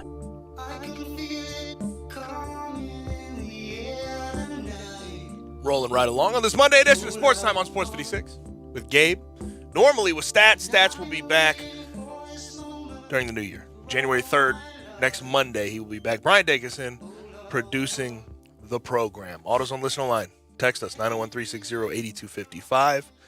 Questions, comments, concerns. You can also message us on Twitter, Facebook, YouTube, Twitch, and at sports56whbq.com. You can also watch us live there. Now, last night, Grizzlies get off their losing ways. They had a 3-game losing streak going into the game against Sacramento. They win, going away, 127-102.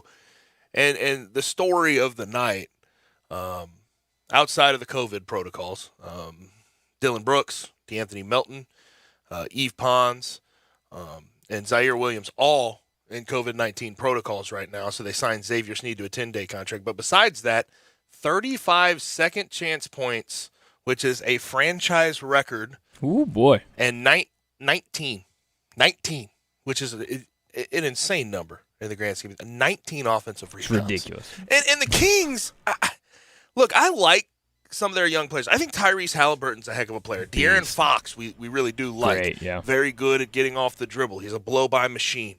Harrison Barnes has always been sort of Journeyman. there for me. He's not necessarily, but he's a good player. Yeah. I mean, Rashawn Holmes, it was terrible last night, but I like him as a sort of traditional, decent center that can move his feet a little bit. They're terrible. They're bad. There's no effort, nothing out there that visibly impresses you about how they play.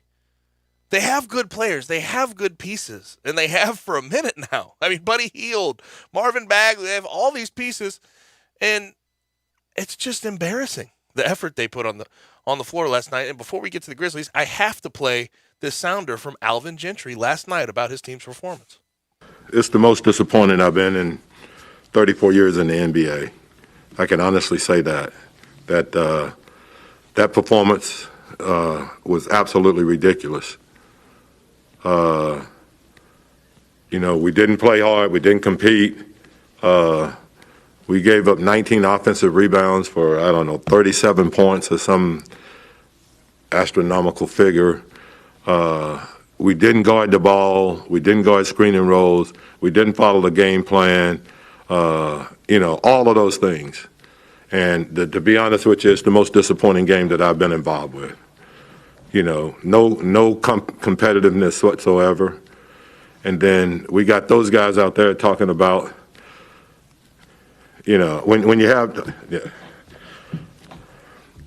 just go ahead, ask questions. That's fine, because I don't want to get into it anymore. I think anybody out there that watched the game understand that performance right there was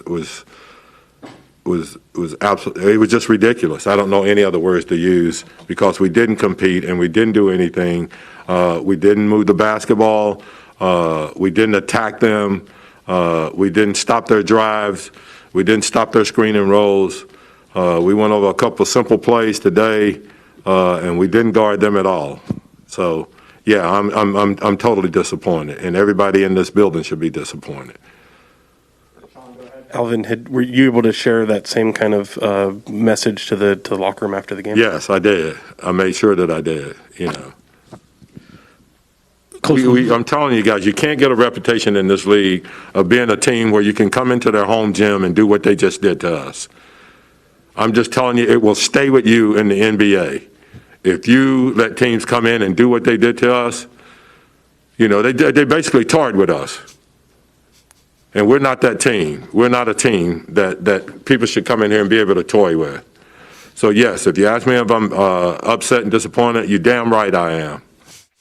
Damn, man. I mean, damn. Oh, boy. And visibly, I agree with him wholeheartedly. I mean, that team just has no togetherness. They have good pieces, but they don't have any type of synergy together. And I always wonder in the NBA, and this is sort of the last thing I'm going to say about the Kings as a team. I always wonder why in the NBA, ownership, front offices, why do they go into the season with a coach that they have on the hot seat that they know that they will fire when he doesn't perform up to snuff? Like Luke Walton. Luke Walton was 31-41 2 years running. You knew what he gave you with the pieces that you drafted him, with the pieces that you acquired for him.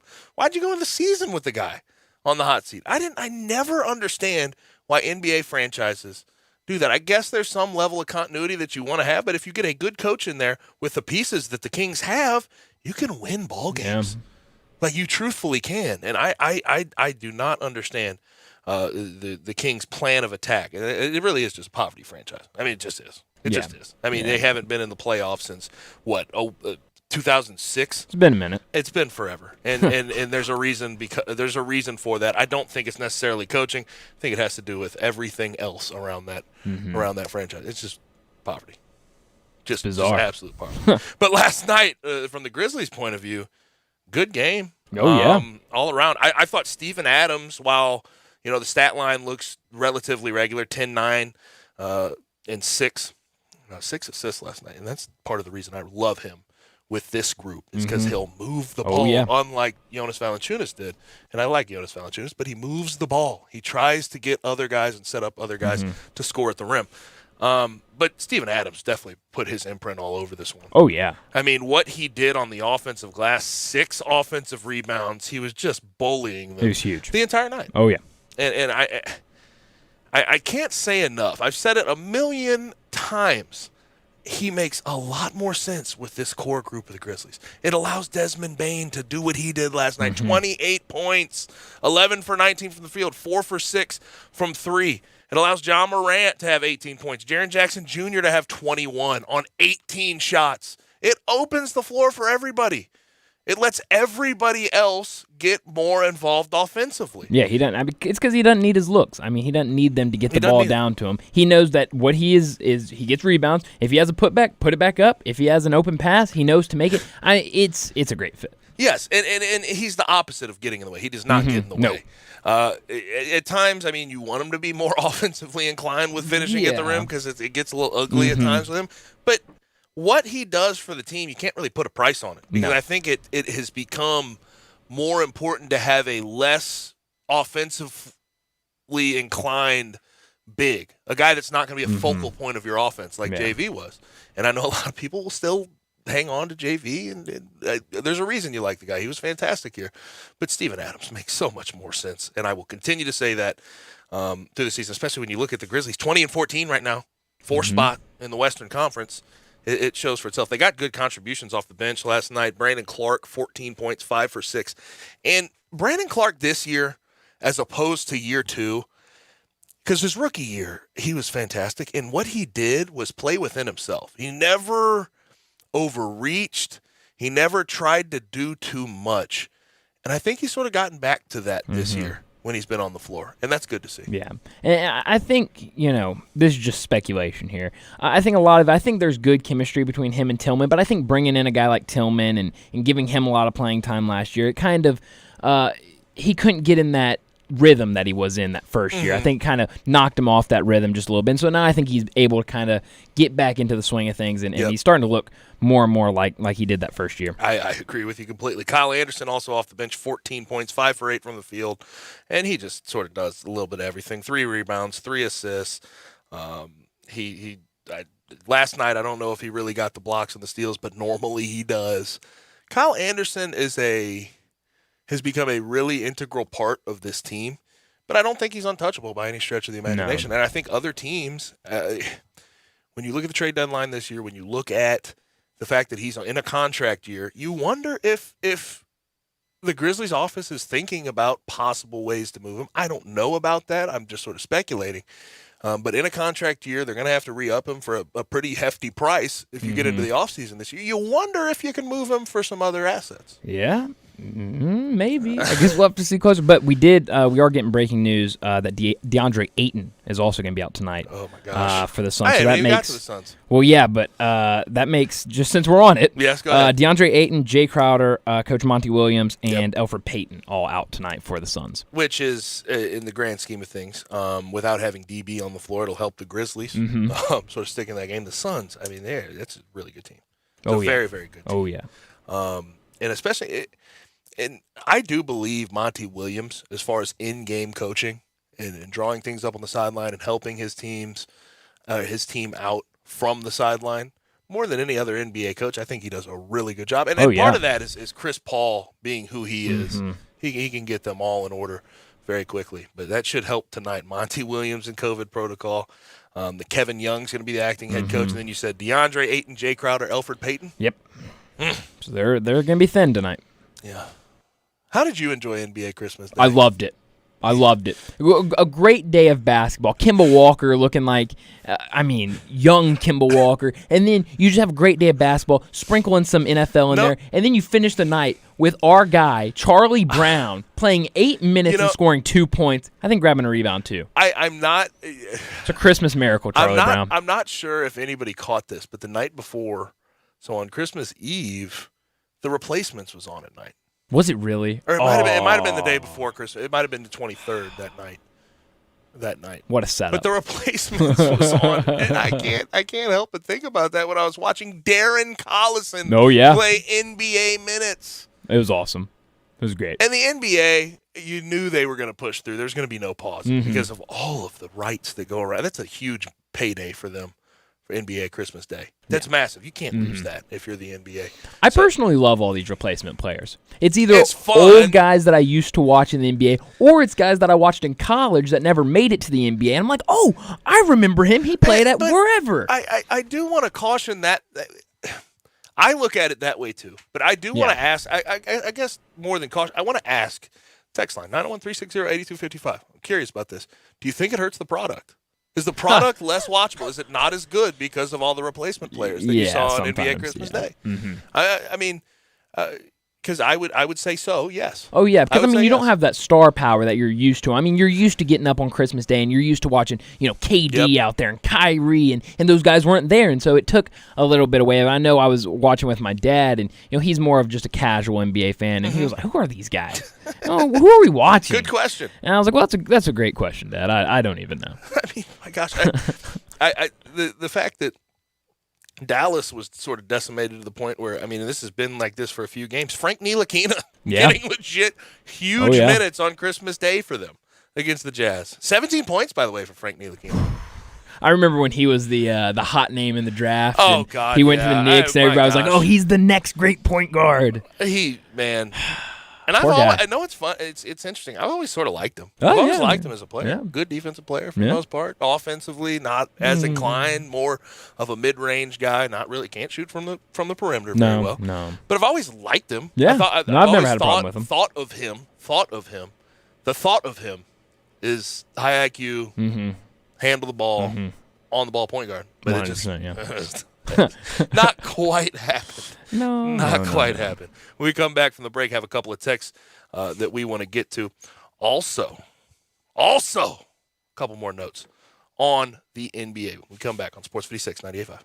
The all-new Sports 56 Mornings with Greg Gaston and Eli Savoy. Brought to you by Action 24/7, James Gaddis Jewelers, and Acura of Memphis. Weekday mornings from 7 to 10 right here on Sports 56 and 98.5 FM. For over 8 decades, America's farmers have counted on the Little Red Tractor from Case IH, the Farmall, to help them make short work of their demanding chores. Well, Mid-South Ag can show you they aren't just for farms anymore.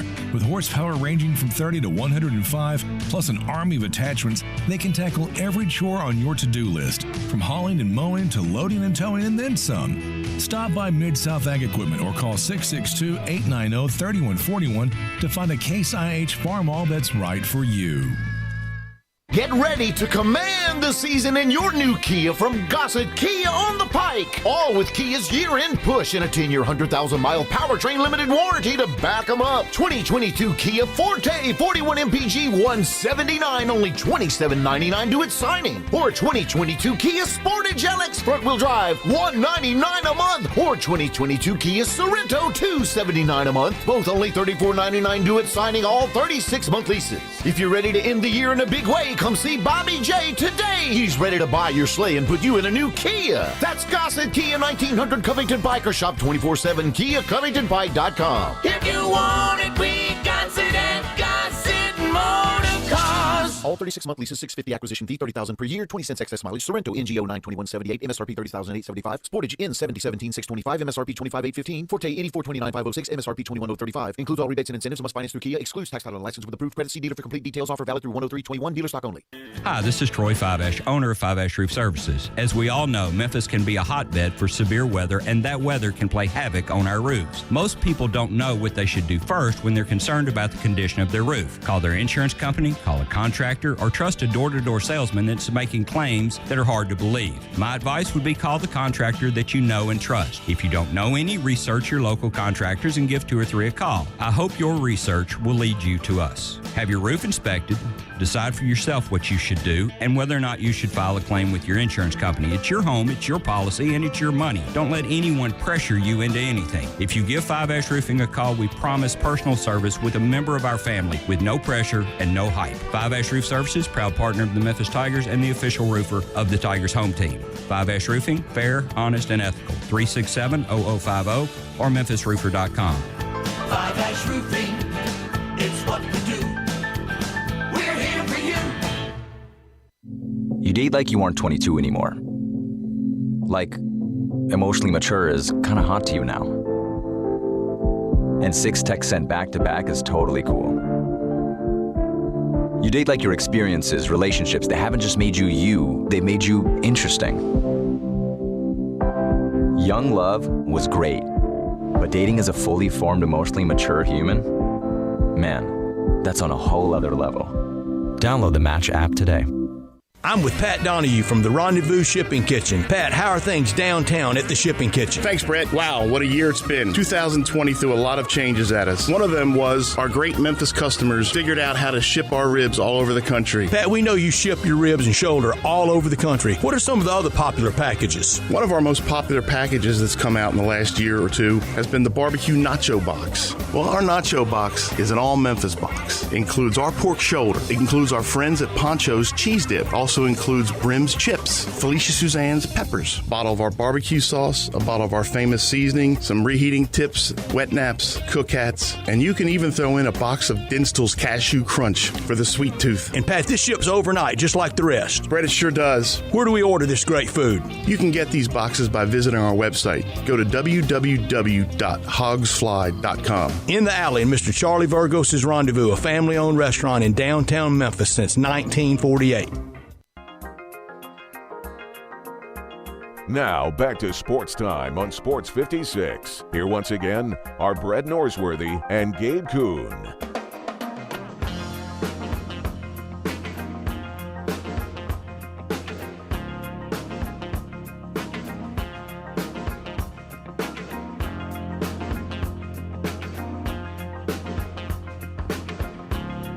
Back in to wrap up hour number 2 of Sports Time on Sports 56. Gabe Kuhn, normally with Brett Stats Norsworthy. No Brett until next Monday, as he has a lot to do through the rest of the week and into the weekend with the Ole Miss, with Ole Miss playing in the Sugar Bowl against Baylor. Got some texts from Vinny about Florida football. He says Billy Napier's putting together a dominant coaching staff for sure at Florida. Yes. And what I like about what he's doing right this second, he's trying to find guys who can recruit, trying to find guys who can help boost his sort of his job on the trail, because he's not known for being unbelievable on the recruiting trail. He needs guys to help him out. Somebody says we are unfortunately in the era of pick and choose, where there's no feeling of loyalty or tradition or responsibility. It's just however you feel when you get up in the morning. I want to play or I don't want to play. There needs to be a sense of obligation. Talking about bowl games. Yes, we are in an age of COVID too. Yeah. So, I did mention, I do think that for some teams it's an easy out to just claim COVID. So I agree to a certain extent with what you're saying. Although COVID is always going to be out, especially last year, this year, and maybe into next year. I hope not. Hope but not. It is what it is. Someone asks, why hasn't Jeremiah Martin been given a shot as a replacement player yet? Great question. That's a good question. I would love to see Jeremiah. Well, he can't. He's over in Australia. Well, they could take him off of. I mean, they could try to sign him away. They'd have to buy him off his contract. Well, that's giving up a everyday check. Yeah. To go for a 10-day contract and maybe get the chance to be on an NBA roster, and I don't think that's necessarily a smart move. I would imagine that some teams have reached out to him. I mean, unless they know that he's locked up in that Australian contract. But I would love to see Jeremiah get another shot in the NBA. I thought he was, toward the end of his career at Memphis, my gosh, he was so good. Yeah, he was great. I mean, and he hit a lot that first year of Penny Hardaway in that offense, trying to sort of turn the corner. He helped hide a lot of the issues that they had. We mentioned Monty Williams going into COVID protocol, Suns head coach. Also have Chauncey Billups, Trailblazers head coach. Billy Donovan is in the protocol. Bulls head coach, and Frank Vogel in protocol. My gosh. No bueno. No bueno at all, man. It is all over the place. All over the place. It's hard to keep track of all of it. But this news just coming down, breaking, from Adrian Wojnarowski, and this was sort of hinted at last Thursday, in our final show of the week last week. Vaccinated NBA players and coaches can now test out of quarantine very quickly, from 10 to 6 days. This had been hinted at for a while. The CDC, of course, earlier today for the normal population, saying that 10 days has now been reduced to 5 for the normal population. So, lot to break down, lot to sort of figure out as we navigate these waters. But it's looking like all of these leagues, especially pro leagues, are trying to push through the best they can, using some recommendations from the CDC and from their own doctors, doing studies on their own. That'll do it for hour number 2. Hour number 3, we're going to be packed. DeMichael Cole, officially on the CA, the Grizzlies beat for the CA, will join us on the other side. 5:30 NFL Week 16. We'll talk Monday Night Football and give you a pick from the Dolphins and Saints, and we'll get to the Big Four, and then 5:45 Taco Bell Crunch Time. You're listening to Sports 56, 98.5. I want to do some bragging rights. Hey, I was just the other day overhearing a conversation with Big Mike, the manager of DeSoto Auto Sales. They've got people buying cars all over the country. North Carolina, South Carolina, Georgia, Alabama, Arkansas, Texas. People from all over the country buy cars at DeSoto Auto Sales in Olive Branch, Mississippi. Why? DeSoto Auto Sales has the most stringent car inspection in America. They get it right the first time. Quality and low mileage. Factory warranty on most vehicles. My favorite part is the people who work there. Big Mike, all the employees are professional, friendly, and go that extra mile. Expect as you walk in the door, you're treated like family. DeSoto Auto Sales understands your time matters. We can help you find your dream car and get all the paperwork finished in less than an hour. Come see us at DeSoto Auto Sales and be part of our family. Have a great buying experience every time. 662-890-7184. Rich Eisen here from Monday Night Football on Westwood One with a preview of the Week 16 matchup between the Dolphins and the Saints. Tua Tagovailoa and Miami are on a scorching hot 6-game winning streak that puts them at 7-7 and in the playoff conversation. Now they travel to New Orleans to face another 7-7 team in the Saints. Last week with Taysom Hill under center, Houdat completed a season sweep of the Bucs, and the defense delivered the first shutout of a Tom Brady team since 2006. But Hill says they're now focused on what the future might hold. We're aware of the situation and what's in front of us, and we're going to continue to battle to do everything we can to get in the playoffs. Kevin Harlan and Hall of Famer Kurt Warner will have the call. The Dolphins at the Saints on Monday Night Football. Remember to listen to Westwood One's coverage of the NFL all season long, right here on Sports 56 and 98.5 FM.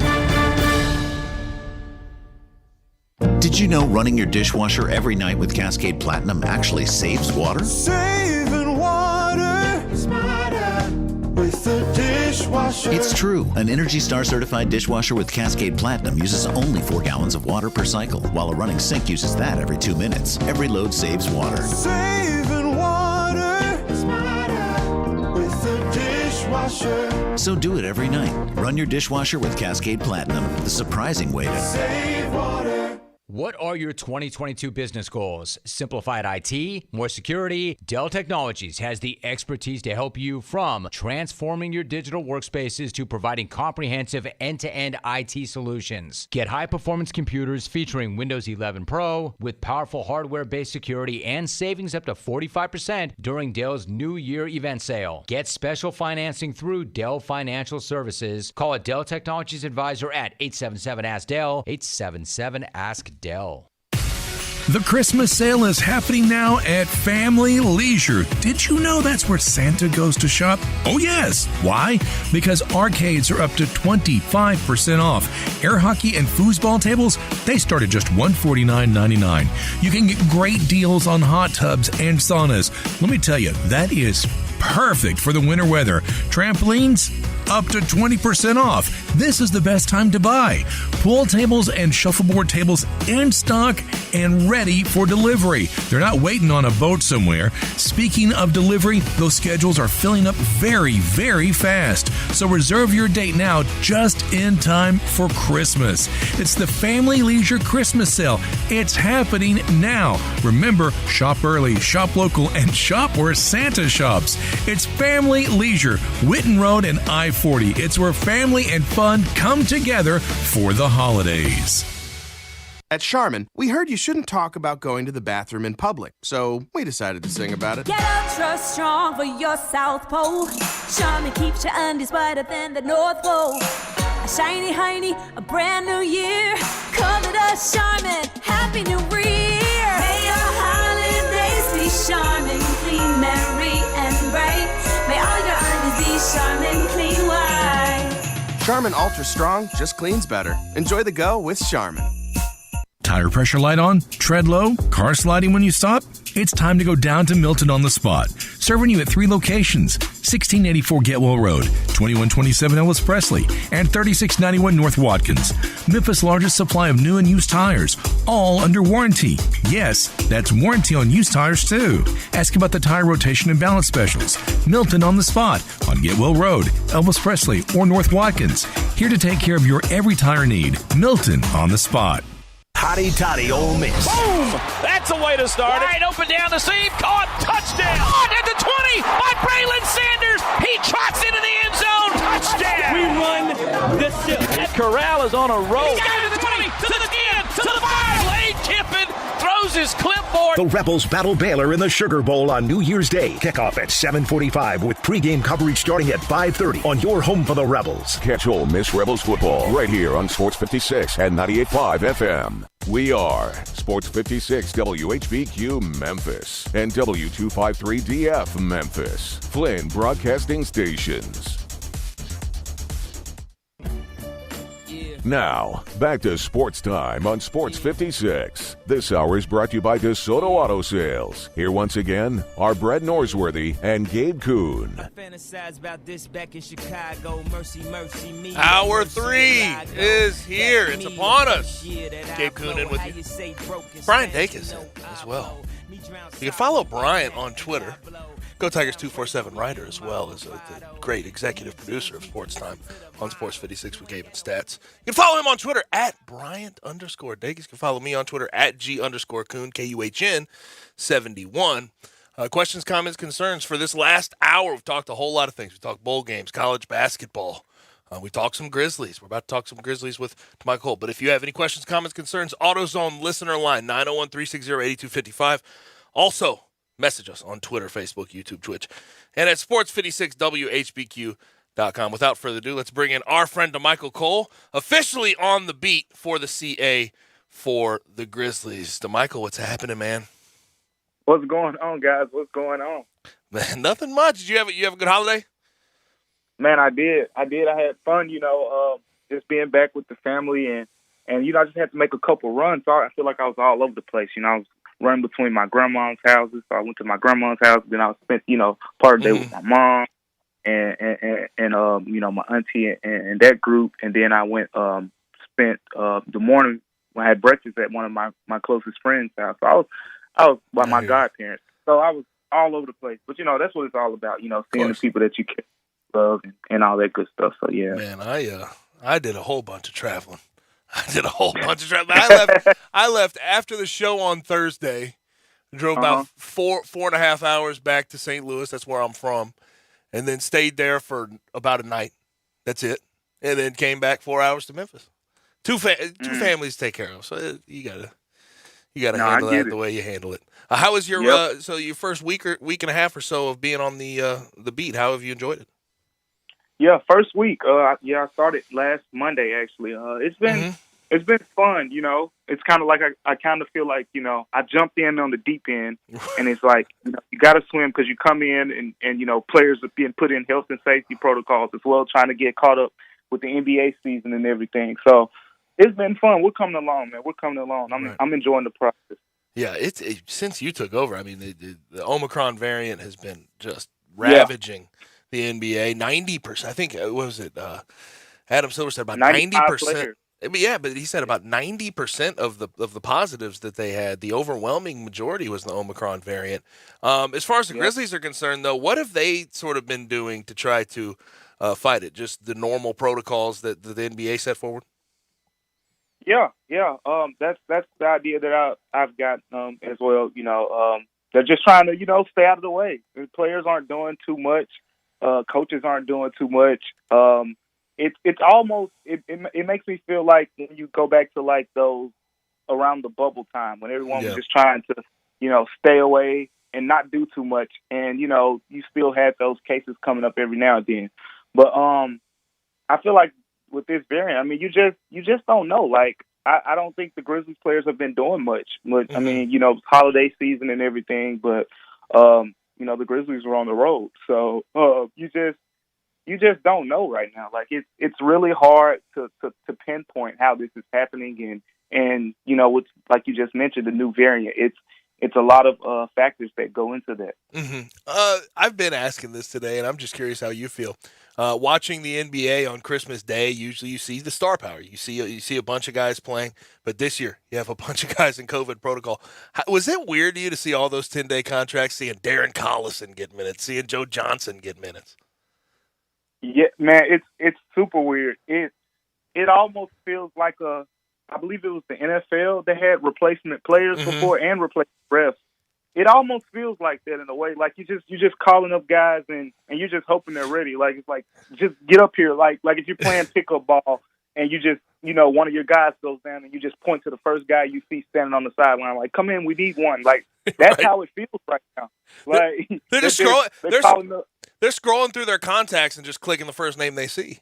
That's man, honestly, it's wild. Like They're calling up old guys. They're calling up guys who've been in the G League for 2 months. Like, it's everything in between. I mean, you got Isaiah Thomas who got called up. You got a 40-year-old Joe Johnson, and then you got guys that are 21, 22, like, Tyrell Terry getting called up. Like, it's a wide variety.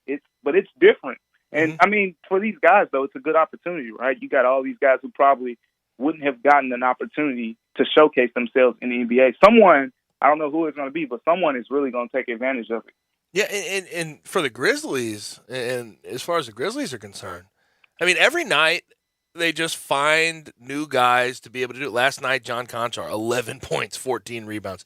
The Grizzlies, without Ja, they had Tyus Jones in there playing point guard and sort of, riding the ship and making sure everybody was on their P's and Q's, right? So every single night it feels like the Grizzlies, especially through this stretch of good basketball they've been playing, just different guys every night stepping up. Oh, 100%. I mean, and you wondered, who it would be last night when you lose a Dylan Brooks or DeAnthony Melton on top of all the other guys that are already out. I mean, it's a long list, but I mean, they had 7 players in double figures yesterday. So it's not just one player. It wasn't just Desmond Bane and his 28. It was Ja. It was Steven Adams with 6 assists, pretty much out of nowhere. He was like a baby Jokic, last night. And then you got, Jaren Jackson and everyone. It's really a team, it's saying, look, they're going to, it feels like they're just telling each other, look, you don't have to take the full load. They're telling Ja, you don't have to go shoot 30 shots tonight. We're going to still play our 0.5 offense where we move the ball, and we end up with 33 assists, which is, the second most they've had in the game this season. So, I mean, they're playing team ball. They're moving the ball, and as long as you trust the guys you're on the court with, they'll be fine. And that's this team. They trust each other. And compared to last year, I want to bring up Steven Adams because Jonas Valanciunas took a lot of the scoring brunt on him last year. And this year, you see everything sort of opening up. Desmond Bane getting more opportunity. Jaren Jackson Jr. getting more opportunity. Ja, of course, getting more opportunity. How much do you think you can attribute that to Steven Adams? I think a decent bit because, with Valanciunas, you could give him the ball in the low post sometime, and he had his hook shot, and he was very strong in the paint. But Steven Adams isn't that type of guy. He's more of the, he's a dirty work type guy. And usually with those dirty work type players, what they end up doing is they clear up a lot of opportunities and space for other players, and in particular for someone like Steven Adams, for the guard. So you see, in screen and roll situations with Ja Morant or him setting an off-ball screen for a guy like Desmond Bane and getting offensive rebounds and kicking it to these guys, you really see his impact. And, I mean, he's everywhere, especially last night. He was everywhere. And it's good and bad sometimes, because sometimes you wish you had that Valanciunas when they're playing those smaller teams. Yep. And Steven Adams doesn't really punish them, from a scoring perspective like Valanciunas would. But to the contrary, you have this guy who is, like you said, he's making it a lot easier on Ja to get in the paint. Like you saw yesterday, even when Ja struggled in the first half, it's easy for him to get to his spots because the way Steven Adams screens, he forces the big man to either step up or go into that drop coverage. And usually when they go into drop coverage, Ja's still going right at them. So it's a good situation, and it's a good mix. You wondered how Steven Adams would fare in his role, but he's really, especially for Ja and Desmond Bane, he's really giving them a lot of good opportunities. Is it, completely shown? You have your 3 guys that are more or less untouchable at this moment. You look at Ja Morant, Jaren Jackson Jr., Dylan Brooks. We'll see. Dylan Brooks, the contract they locked him into a couple years ago, looks fantastic at this point. But is the 4th guy sort of officially Desmond Bane? Has he shown enough through the early going of this season to sort of warrant being another sort of untouchable on the Grizzlies roster? Oh, 100%. Now, my thing is the untouchable word is I would say he's shown himself to be, like a future core piece of this team. Now, we always have those talks about with the Grizzlies. Do they roll with this core? As now we're talking about a core 4. So do they roll with Ja Morant, Jaren Jackson, Desmond Bane, and Dylan Brooks into the future and use some of that cap space to add on to those players? Or do you go star hunting? And it's like, Anybody could be touched at that point besides Yeah, John exactly. and maybe Jaron, depending. Yeah, exactly. But Desmond Bain, I would argue. I mean, I'd almost make the argument that his importance is probably right on par with Dylan Brooks. Like, I feel like he's probably the edge when you talk about efficiency from the offensive standpoint. And Dylan Brooks, of course, what he does on defense is, you're probably going to see it being missed from time to time, especially you got guys like, Chris Paul and Devin Booker coming tonight. So you'll see how that works out. But yeah, Desmond Bain is that guy. I mean, I think he's firmly in that role of that core four, and you can make an argument that he's, third. Mm-hmm. Who are the guys, I mean, in the immediate, I guess, future here? When you talk about trade deadline, you're talking about this offseason. The Grizzlies have been, especially the front office, they have been active. I mean, active as possible these past two off seasons. Who are the guys you think that they could try and move off of for other assets? I feel like it depends on how much you're trying to get back. Mm-hmm. So I think you have to start that question with what's available. Okay. And looking at what's out there, you pinpoint teams like the Pacers, who the Pacers have this nice core, but they're not winning games, so they're gonna have to blow it up eventually. So you have those guys like Sabonis, Karis LeVert, T.J. Warren, etc. And the Grizzlies need a wing scorer. That's the one thing that people say, oh, if they get this wing guy who can create his own shot and play some pretty good defense as well, that would probably put them up another level in the Western Conference. So I say guys like Karis LeVert, if you want to go there, or if you want to go higher to superstar level, then you can say Bradley Beal, Jaylen Brown, possibly even a guy like C.J. McCollum. I think that's the tier, and depending on which tier you're talking about, that's where you get into like if Desmond Bain is touchable, is Dylan Brooks touchable, and then a guy like DeAnthony Melton who can play for anybody. DeAnthony Melton's a great role player in my mind. So I think those are the type of names that have to be mentioned, because at the end of the day, Grizzlies fans don't want to hear, oh, no, we don't want to trade Desmond Brown. We don't want to trade a guy like Dylan Brooks. But if you want to get a guy like Jaylen Brown, which I'm sure a lot of fans would love to have Jaylen Brown, it's going to cost. Or a guy like Bradley Beal, who, St. Louis isn't too far from Memphis. So he's a big Louis guy. And then you have guys, like C.J. McCollum if Portland blows up that situation and whatever they do there. I think depending on I think Desmond Bain is a more valuable trade piece than Dylan Brooks. I think because he's younger, he has his contract is even more controllable than Dylan Brooks' contract. And, you'll be able, he's a first-round pick, so he'll get that extra year. Then you'll be able to re-sign him to a longer period. So you could basically control him for the next 7+ years.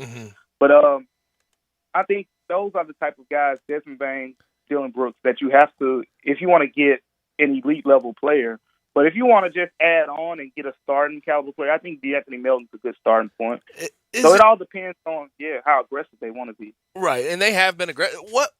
With a guy like Kyle Anderson, who really does mean a whole lot to the bench group of the Grizzlies. I mean, he has since he's gotten on the team.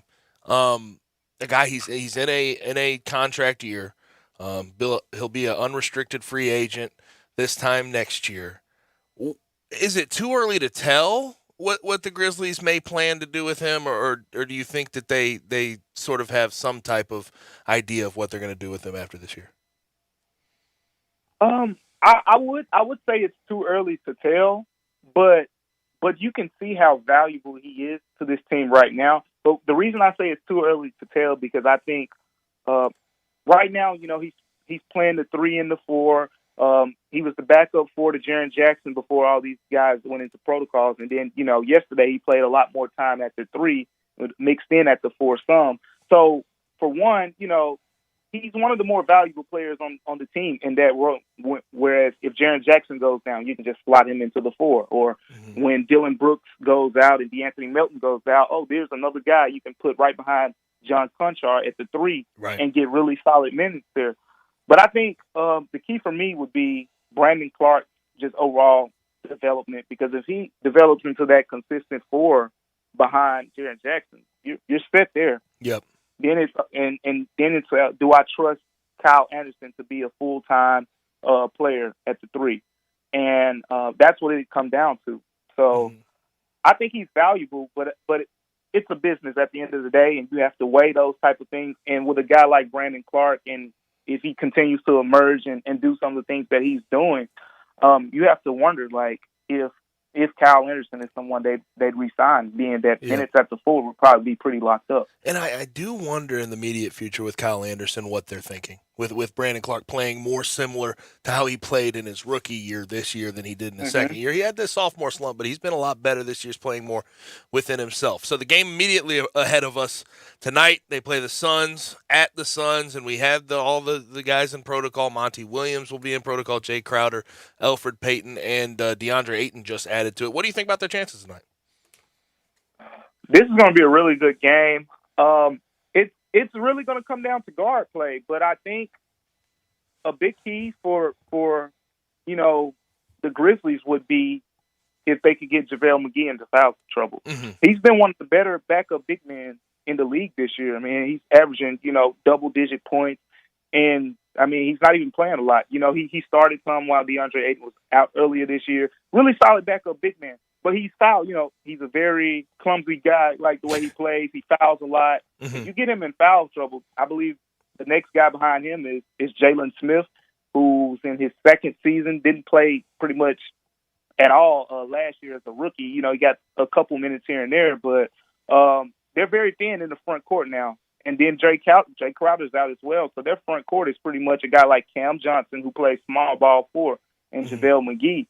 So the Grizzlies had 35 second chance points. That was a franchise record last night against the Kings. They have to keep that same intensity, and if they can do that, this is 100% a winnable game. Right. I mean, I know people are going to talk about that Suns backcourt, and they're still there with Chris Paul and Devin Booker, and you want to have a guy like Dylan Brooks to guard Devin Booker. I mean, we know, especially him coming off the game he had on Christmas, he's going to be motivated. So I think this is a very winnable game. I would almost say the teams are close to evenly matched, because you can easily say the Grizzlies have the front court advantage if you were to say the Suns have the back court advantage in this game. So it's about who is going to even out, the weakness more. Are the Grizzlies going to even out the backcourt with Ja and Desmond Bane are going to match Chris Paul and Devin Booker, or is the Suns and, JaVale McGee and Cam Johnson going to match Jaren Jackson and Steven Adams and Brandon Clark and Xavier Tillman? But the Grizzlies have the front court advantage, and I think that's where they can really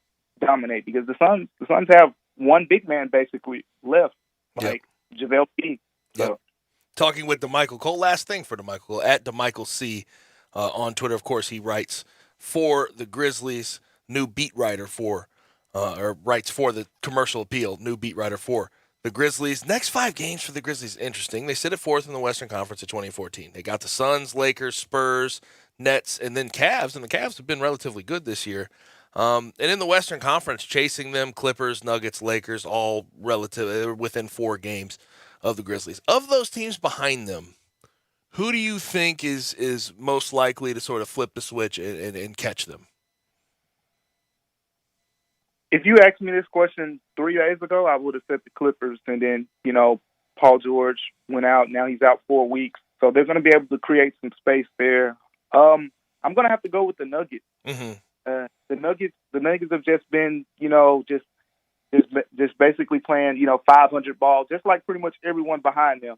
I just think when Jamal Murray gets back, that's an elite team. That team's going to be elite when he gets back.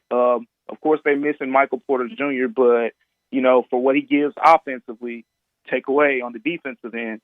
And I think once Jamal Murray gets back, they'll be the type of team that can go on a run. But I think the Grizzlies are pretty firm in that position right now. I mean, it's a lot of disarray behind them. I mean, the Mavericks are all over the place.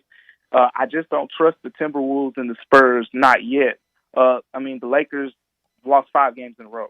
I mean, they're struggling. Yeah. And the Clippers were the team that I thought, that were about to make that jump, because Kawhi, they're starting to post more Kawhi content, which is telling you he's getting closer. And Paul George was playing pretty good basketball. So it's like they were right there on the cusp, but Paul George being out for 4 weeks, no Kawhi right now, they're probably going to struggle for a while. I think the Grizzlies are are pretty firm in that 4th spot. Yeah, and it's interesting. You look at their schedule going forward, and I don't really see like a big, albatross, like a problem on the schedule. There's not a stretch of games where they may have a a West Coast road trip where they're playing the Lakers, Clippers, Warriors all in a row anymore. It doesn't look like they have stretches of schedule that are going to be that tough going forward. Yeah, I mean, now January, when you get to the mid to late part of January, that's the one stretch where I think they might not want to have, that many guys in protocols. Yeah, right. They want to be healthy because the stretch I'm talking about is you're going to, after they leave LA on January 8th and 9th, they'll have Clippers and Lakers. After that, they'll get the Warriors, the Timberwolves, the Mavs, and the Bulls at home. Mm-hmm. But starting with that Bulls games at home, after that, you have the Bucks, who are playing really good ball, when they have all their guys. Yep. And you have the Nuggets on the road. You have the Mavs on the road, the Spurs on the road, and then you get the Jazz. And then you got to go to Philly and New York. So that's a very, that's a stretch that you can manage. But when you look at the schedule, that's the one stretch where I say if someone's going to catch them, it'll probably, or at least make it, a tie or something like that. It'll probably happen during that stretch. But, I mean, at this point, man, more than anything, it's more about availability, right? As we're seeing right now with the players, and they've definitely shown some consistency just throughout the season when they get into these tough stretches of the schedule. So I mean, we'll see what happens going forward. We'll see with the COVID protocols. I know they just lowered the quarantine, the amount of quarantine days from 10 to 6, so that should help a little bit in regards to that. And there's just a lot of unknowns. But the Grizzlies, I mean, the consistency certainly has been there. Yeah, well, 100%. And they're playing, I mean, I can't emphasize it enough that they're playing team basketball because right now what you have, and I mean, I'll use the Lakers as an example because that's the team a lot of people tend to keep an eye on outside of Memphis and whatnot. But when those guys go out, like when a guy like AD goes out or when LeBron went out in protocols, you usually have another player who's trying to fill that role of that go-to guy. Whereas with the Grizzlies, you're not seeing that. It's more so just, I mean, Crenshaw just steps in yesterday, 11 points, 14 rebounds, and he's not doing anything that he hasn't been doing this season. Yeah. It's just filling his role, doing exactly what he's been doing, and taking advantage of the playing time. Same thing for a guy like Desmond Bane. I mean, we've seen Desmond Bane have these type nights, but it's the fact that, okay, there's more shots for me now. I don't have to, call an ISO and clear out because I know I have the best chance at making a shot of anyone on the court. We're just going to run our offense. We're going to move the ball. And if the ball finds me and I have a good shot, I'm going to take it. That's literally how they're playing right now. And that's why they're able to play good without Ja Morant. And they're able to, win against the Kings and blow out in a dominant fashion in the first game without a guy like Dillon Brooks and DeAnthony Melton. Yep. He is DeMichael Cole at DeMichael C on Twitter. Of course, the beat writer for the Grizzlies for the commercial appeal. DeMichael, man, appreciate it. We'll do it again soon. Most definitely, man. Take care. All right. You have a good one. At DeMichael C on Twitter. When we come back, we're going to switch gears. NFL Week 16 will wrap up tonight. We will actually carry the game. Dolphins at Saints at 7 p.m. on 560 AM, 98.5 FM, these airwaves. We'll talk about that. Give you Monday Night Football pick and preview. We'll get to the big four for each of those teams. And got to review some of the games that have happened in Week 16 already, right here on Sports 56 98.5. Hi, everybody. This is Dave Woloshin. I want to wish all of you the happiest and healthiest of holidays. It begins with Christmas and goes through New Year's, and I want you all to have the best of times. And a reminder, I've got a new show. It's from 10 to 11. It's called Wallow and Friends. Looking for a high-efficiency planting solution? The Case IH 2150 Early Riser Planter combines the industry's most accurate planter technologies with a rugged row unit for a fast and uniform emergence. The Case IH 2150 Early Riser operates at your speed and adapts to unique field conditions so that you can maximize your yield potential. Stop in or call Mid-South Ag Equipment at 662-890-3141 to learn more. That's Mid-South Ag, your Case IH Equipment headquarters. Hi, this is Troy Fiveash, owner of Fiveash Roof Services. If you need a new roof for your home or business, we hope to hear from you and will work hard to earn your business. We are experts and certified in residential and commercial roofing, siding, and gutter installation. I have been serving the Memphis area for over 20 years, and now with 2 of my sons working with me, we plan to be here for years to come. So if you need a roof, please give us a call. On a personal note, what a great time it is to be a Memphis sports fan. With the Grizzlies and the Redbirds and 901 FC, not to mention Tigers football and basketball, it's going to be a fun year. Thanks to Coach Silverfield and Coach Hardaway and their staffs for their dedication to the student and athletes, the University of Memphis, the City of Memphis, and us fans. Five Ash Roof Services, a proud partner of the Memphis Tigers and the official roofer of the Tigers home team. Five Ash Roofing, fair, honest, and ethical. 367-0050 or memphisroofer.com. 367-0050 or memphisroofer.com. Five Ash Roofing, it's what we do. We're here for you.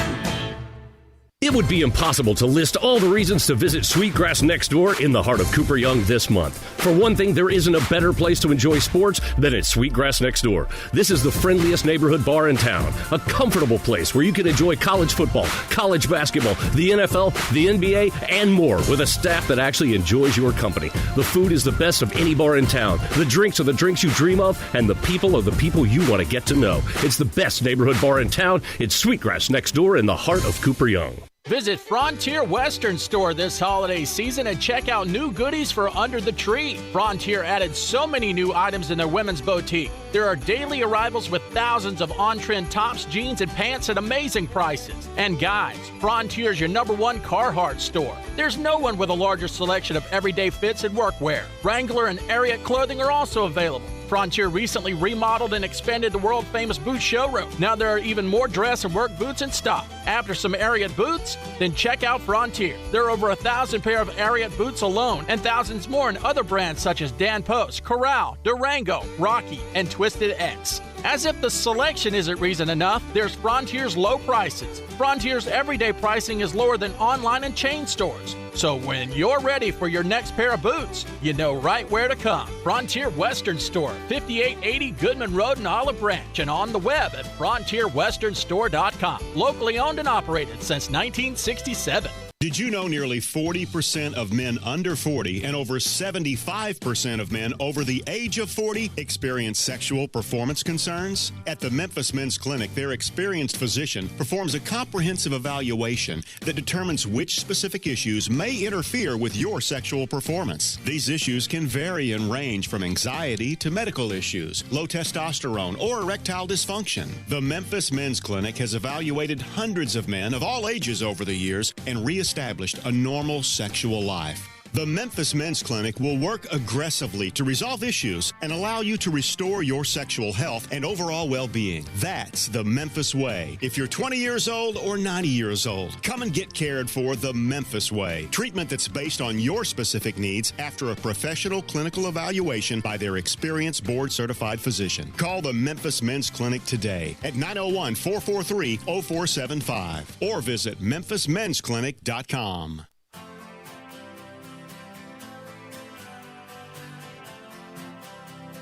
Now, back to Sports Time on Sports 56. This hour is brought to you by DeSoto Auto Sales. Here once again are Brett Norsworthy and Gabe Kuhn. Well, I started out down a dirty road. Week 16 will wrap up tonight, 7 p.m. Again, we will carry the Dolphins at Saints Monday Night Football game on 560 AM, 98.5 FM, these airwaves. But Week 16 has been an interesting one. We'll start on Saturday, where on Saturday you had the Packers beat the Browns 24-22. And I think a lot was shown in regards to the Browns going forward and what they need to do with Baker Mayfield. Baker Mayfield comes off the COVID-19 list. 21 for 36, 222, 2 TDs, 4 interceptions. Not great. 4 interceptions, and they had a chance to win that game against the Packers if he does not throw those picks. Nick Chubb ran for 126. Dearness Johnson on 4 carries ran for 58 yards. They had everything going except for Baker Mayfield and him being turnover prone. So far this year, 2,800 yards, 15 TDs, 11 INTs. I know his shoulders hurt. I understand as much. But the Browns have to take a long, hard look at this and decide what they want to do going forward. Because you look at that roster, top to bottom, and it's one of the best rosters in the NFL. And I think the quarterback position has held them back this year. And that's as straightforward as I can put it. Yeah. Now, what are their options on a free agent market or in the NFL draft? I don't know, because they have to be in win-now mode with how much they have done in these off seasons, acquiring players, so signing free agents, spending money. They have to be in win-now mode, and I'm not sure they can do that with any other quarterbacks. Though there is a report from Albert Breer, who is an NFL insider from Sports Illustrated. He said he expects the Browns to take a long, hard look at Deshaun Watson. Now, Deshaun Watson still has to figure some things out, though. Yeah. And, not to mention, Browns have already exercised Baker Mayfield's fifth-year option, so he will be coming back next year. Lot to figure out, but 24-22 lost to the Packers when they should have won that game without 4 interceptions. Just bad game by Baker all around. Here's my question to you, Gabe. If you're the Browns, you know Baker's coming back next year. At this point, I mean, you're going to be middle of the draft, maybe fairly high in the first round. Do you take a chance on one of those quarterbacks that's probably going to go middle of the first round and just say, hey, you're going to sit behind Baker, and if things go south, we're going to throw you in there? The problem with that becomes, to me, development needs time. Mm-hmm. And I'm not sure with what they've done in signing all of these free agents and what they've done with drafting. I'm not sure they have a bunch of time. Yeah, no. Right? They are in win-now mode, no question. Yeah, I agree. With what they've done. So I guess if it goes well, yes, you could start over with a new quarterback, a young quarterback. But it's got to go well. Yeah. If it doesn't go well, that Browns franchise goes back to where they're used to be. You're at the taking very chances. bottom of the AFC North. And they're 7-8 now.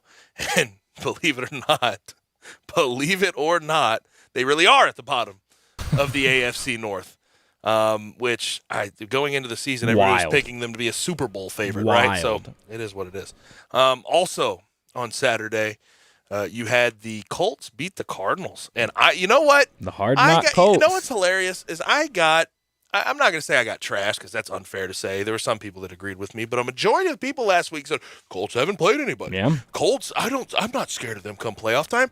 I'll tell you right now, you got to be terrified of them come playoff time. Carson Wentz, again, I have to mention this, 25 TDs to 6 interceptions this year. We know what Carson Wentz was his last year with the Eagles. He was terrible. He was turning the ball over left and right, had to get replaced. We get that.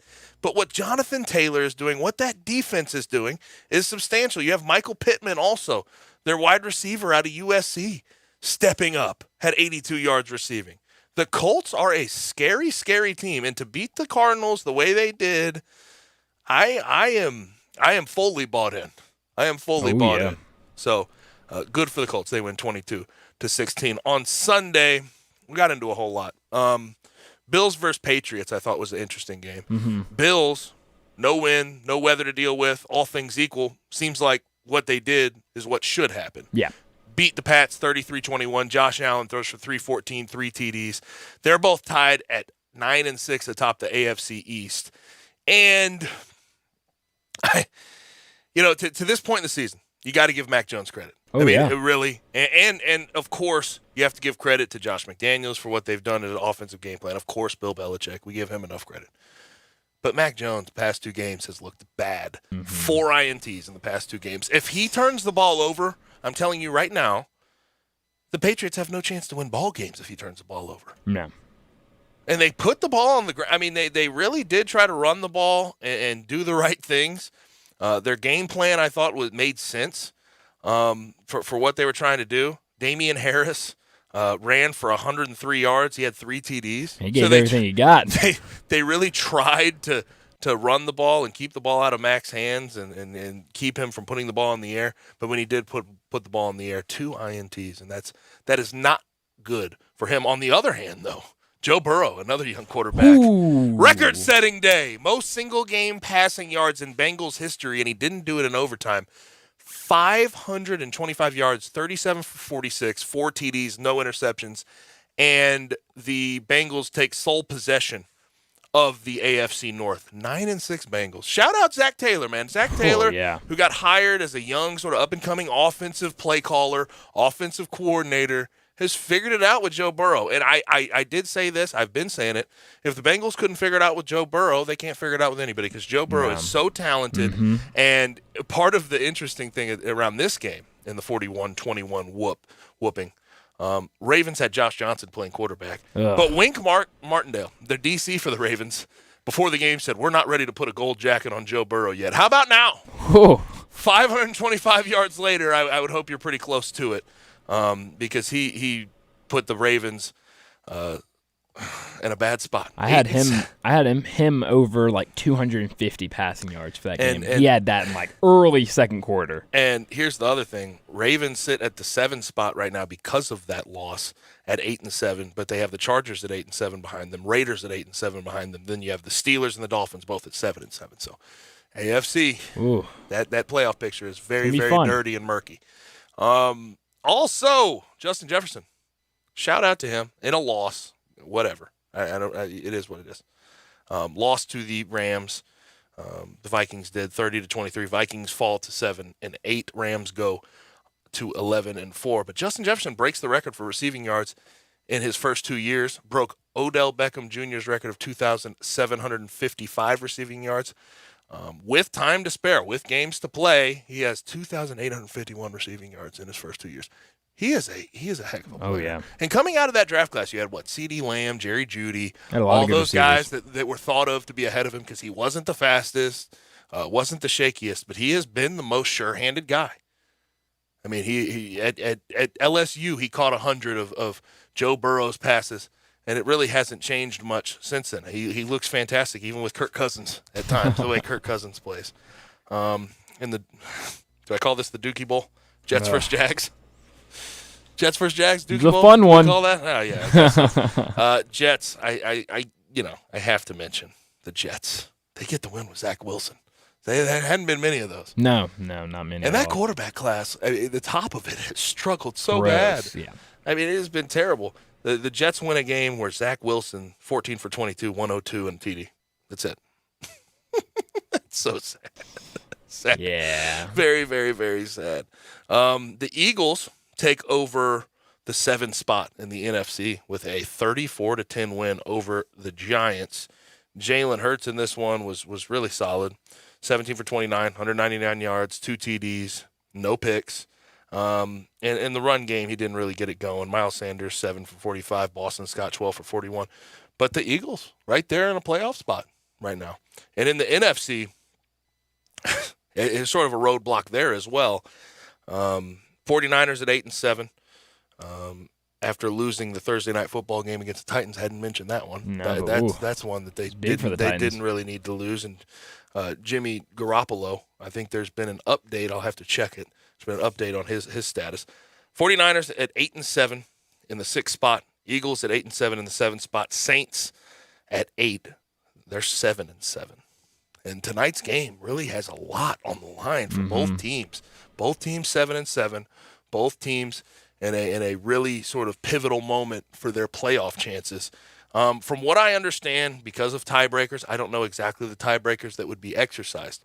If the 49ers, the Eagles, and the Saints all win out, all happen to win out, the team that would get left out is the 49ers. So I know this to be a fact, but I do not know the exact tiebreaker that would be exercised. I don't expect all 3 of them to win the rest of their games. But the 49ers, in that case, would be left out. Now, tonight's game, Miami is at New Orleans visiting. Ian Book will be the starter. Miami 3.5-point favorites. Saints have 21 people, 21 players on the COVID-19 list. It includes Taysom Hill, Trevor Siemian. That's why they have Ian Book out there. Sounds like Hawaii. Their safety, Malcolm Jenkins, who's sort of the anchor of that defense, who's a guy who gets them all on the same page. Demario Davis, same thing. Guy that gets them on the same page. Their tackle, Ryan Ramczyk, who's an all-pro, and I think his 3rd or 4th year. They have a lot of guys out. So I'm going to go ahead and give my pick. Even though they're visiting, I'm going to take the Dolphins right now. I think the Dolphins are riding a hot streak into this game, and they have a lot to play for now after winning 6 straight. And the Saints are just decimated, man. if DeMario Davis was playing defensively, if you had Malcolm Jenkins out there, one of the two, I'd feel a little more confident. But all of the important players on that defense are basically in protocol besides Cam Jordan. So we'll see what happens. I'm going to go ahead and take Miami minus the 3.5. Yeah, I'm also going to take Miami. I think, I'm right there with you. I think they're just missing too much on both sides. Ian Book is going to have some nerves in there. They're going to run the ball a lot. But I just think minus 3.5, I'll take Miami. But Brett, he's actually going to go against us. Okay. He'll take New Orleans. And there is something to be said about New Orleans at home. Yeah, the Saints at home, good home crowd, they do a good job. And I, of all things, above all else, offensively, I know Ian Book's starting. I do trust Sean Payton to game plan. So there is some part of my brain that's telling me, okay, they could cover this and keep it a close game, but it just seems like they're missing a whole lot. Now, Big Four defensive players, I'll start with the Dolphins. We haven't done them at all this year. For New Orleans, we've done them a couple times, I think. They've only had one Monday Night Football game, but I think for some reason, I think feel like we've twice. done 1 through 4 and 5 through 8 for whatever. So we're going to do this year's team, their Big Four. For the Dolphins, I go Jason Taylor, Hall of Famer, Defensive Player of the Year at one point, 139.5 as far as sacks are concerned. 2, I go Zach Thomas, led the NFL in tackles twice. He's a 5-time All-Pro. I don't know how he's not in the Hall of Fame yet. I'm very curious about that. 3, Jake Scott, 5-time All-Pro, 5-time Pro Bowl, 2-time All-Pro, 2 Super Bowls. Xavier Howard's my number 4. 6 years of NFL service. That's a good one. 3-time Pro Bowler, All-Pro, and he's been the interception leader twice in 6 years. Although the one thing about Xavier Howard that sort of rubs me the wrong way is him trying to redo his contract a year into it when he was the highest paid corner at the time his contract was pen to paper. So weird, but Xavier Howard's definitely one of the better players we've seen in Dolphins history on the defense side of the ball. Yeah. You know me with Miami, I'm going to have to go with guys I've seen play. Let's hear it. So we're going to start up top. Jason Taylor, of course, number 1. Number 2, Zach Thomas. Number 3, Cameron Wake. Oh, my gosh. Yeah. You know where Cameron Wake came from before he was a Dolphin? Oh, Canada. Yep, he was a CFL player. Love that. I think he's up there in sacks in CFL history for a single season at least. Love the CFL. And then number 4 is Xavier Howard. Gotta put him in there. Shout out to Xavier Howard. We have Brett's list? Yeah, let me phone is locked up. Let's see. His Miami top 4 is going to be number 1, Jason. A little more throwback there. His is a little more throwback. I feel like Jason Taylor and Zach Thomas are locked. They got to be up there, yeah. So his, 1 and 2, Jason Taylor, Zach Thomas. Number 3, Nick Buonsanti. That's a name. There you go. And then Jake Scott, number 4. Jake Scott. Okay, I had Jake Scott on there too. New Orleans, I'm going to go this year. We go this year's team. All of us are going to have a list. 1, I go Cam Jordan. Although out of college, I never thought he'd be that good. No. But he's a heck of a player against the run and the pass. He's done a really good job since he's gotten there. 2, Marshawn Lattimore. From a talent perspective, one of the better corners in the league. Had some injury issues here and there, but I'm going to go Marshawn Lattimore number 2. 3, just from a pure what he means to that defense standpoint, DeMario Davis. I think we're in the same top 4. I think talent-wise, DeMario Davis, it is what it is. There's more talented linebackers, but he really does get them on the same page and get them going, which is why I think tonight's going to be a struggle for that defense. And 4, I've always liked this guy. I really have. And I always thought he's a really good player, Malcolm Jenkins. I really do like him. Gabe, me and your top 4, the exact same. Really? Exact same. Brett is almost the exact same. He has Cam Jordan, Marshawn Lattimore, DeMario Davis. But number 4, he has Quan Alexander. Quan? He was on my OLI. I like Quan Alexander. I thought he was better with the Bucs, though. Yeah. I thought he was better with the Buccaneers. And he sort of had a little bit of production off his plate since he's joined the Saints. Yeah. I like Quan, but I like Quan too. When I was thinking about him, he was up there, but I just like Malcolm Jenkins. I think he's more important to that team. And he is he is more important to that team. He's a captain. He's a guy that they all lean on. There's no question about it. When we come back from the break, we'll put a wrap on this Monday edition of Sports Time on Sports 56 with Gabe and Stats. You have opinions? What do you hear? What do you say? We want to hear them. Call or text us on the AutoZone listener line at 360-8255. That's the AutoZone listener line at 901-360-8255. Get inside. FanDuel Sportsbook is an official sports betting partner of the NFL. That means you can place all your bets on a trustworthy app that's also easy to use. Basketball fans celebrate the NBA's 75th anniversary season on FanDuel Sportsbook too. Right now, new customers can place their first bet risk-free, and if you don't win, you'll get up to $1,000 back. Already have a FanDuel Sportsbook account? FanDuel's hooking up all customers with $50 when you refer a friend, plus your friend will get $50 as well. Just download the FanDuel Sportsbook app and sign up using promo code CASH to get your first bet risk-free up to $1,000 and make every moment more this NBA season. Must be 21 and older and present in Tennessee. First online real money wager only. Refund issued as non-withdrawable site credit that expires in 14 days. Restrictions apply. See terms at sportsbook.fanduel.com. Gambling problem? Call the Tennessee Red Line at 1-800-889-9789. These statements have not been evaluated by the FDA. This product is not intended to diagnose, treat, cure, or prevent any disease. My friends, this is your year, especially in the bedroom. Blue Chew can help give you the confidence you need. Sign up at BlueChew.com. Meet online with a licensed medical provider, and if approved, boom! Get a free month supply of Blue Chew's chewables with the same active ingredients as Viagra or Cialis. Just pay $5 shipping. Go to BlueChew.com and enter the promo code WIN for your free month supply. BlueChew.com, promo code WIN. Welcome to Triumph Auto Sales, where you'll have a great car buying experience. Triumph Auto Sales is your #1 source of quality pre-owned vehicles ranging from lease returns to new car trades, all at huge savings. Plus, Triumph has a full array of financing options to meet your needs. Find your next car online at TriumphAutoSales.com or stop in today at 4875 Elmore Road. Triumph Auto Sales will help you get the vehicle you want at the price you need and the service you deserve. For a great car and a great experience from a local and family-owned business, visit Triumph Auto Sales.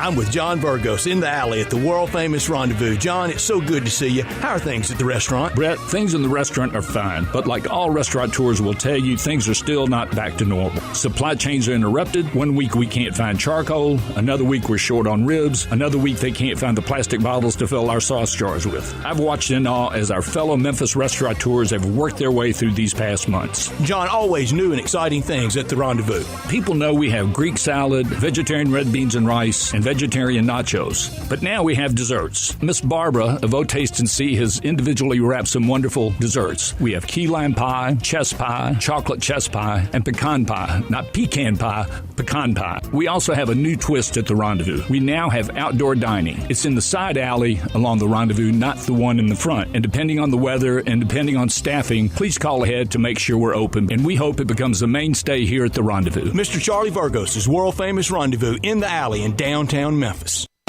Brian Elder's Roofing Solutions. I'm Brian Elder, 867-0303. Hurricane season is upon us. Is your roof ready? Are your shingles laying down and sealed properly? Call me right now, 867-0303. They say you get what you pay for. That's why my opinion is free. Maybe you've got years of life left in your roof. If so, I'll tell you that. But if I find storm damage or a compromised roof system, I'll lay out some options for you. Don't let them tell you it needs to be replaced if it only needs a repair. Call me, 867-0303. Has your insurance company already seen it and rejected your claim?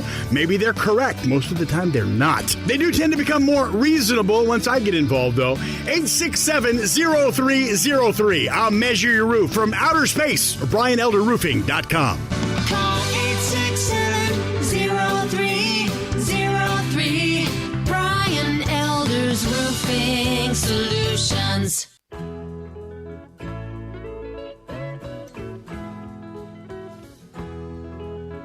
Now, back to Sports Time on Sports 56. This hour is brought to you by DeSoto Auto Sales. Here once again are Brett Norsworthy and Gabe Kuhn.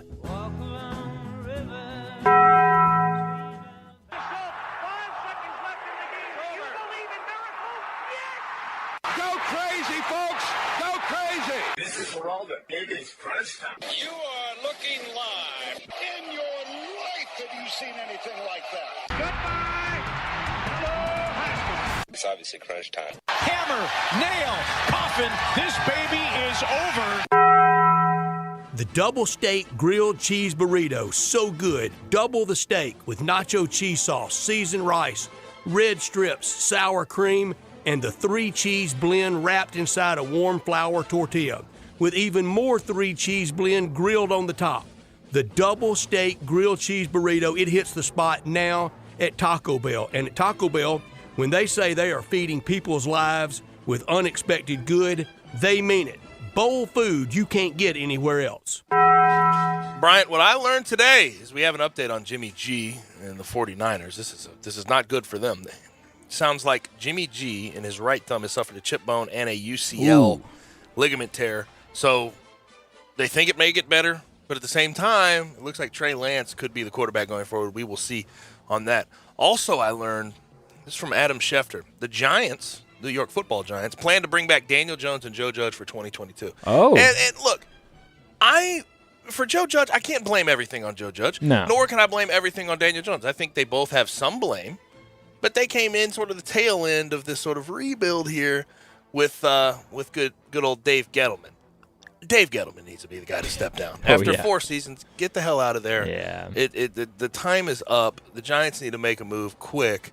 But I'm not totally against bringing back Daniel Jones and Joe Judge. A full rebuild would be tough at this moment. But Dave Gettleman needs to get out of that building. He needs to get out immediately. What I learned today, do you know we have a new sports team? We've talked about it briefly at times. The Memphis Americans, they kicked off yesterday. What's cool about them is they play a men's game, and then they have a women's team that plays immediately after. So you get 2 games in the new indoor soccer league. There's only 4 teams in it, but they kicked off last night. The men's, they started off with a 6-0 win over the Columbus Rapids, and then the women, they went out there and did their thing with a 10-2 win over the same Columbus Rapids. How about it? It's fun though. I watched a little bit of it last night. It's, they play it in what kind of like a butt whooping hockey style thing with the walls. You can kick it off the walls. You can get rebounds off the walls. It's fun, fast paced, fun stuff. What I could have done without is one, and this is out of the NFL as well.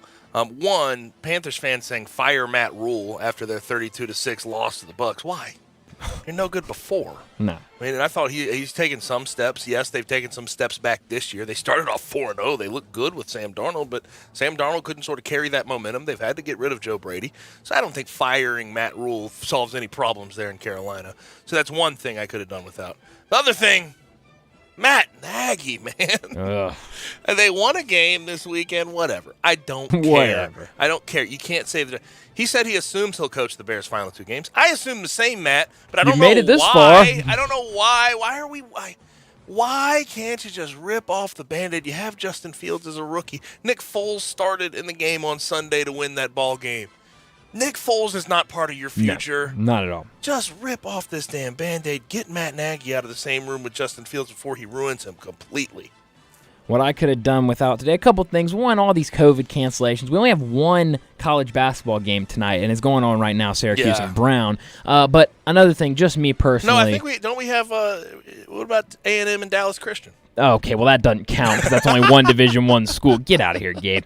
I care about the D1 versus the D1. Games that I can bet on, personally. Okay, I hear you. But personally, me, Brandon Tanev, who has been huge for the Kraken this year, tore his ACL, so he's out for the season. So that's a big blow to a Kraken team that has struggled so far to start the season. Also, I could have done without Boise State skipping the Arizona Bowl amid COVID-19.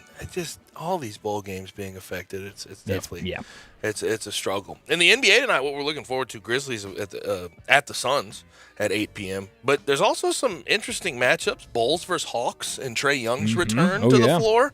Nets versus Clippers. That should be an interesting one.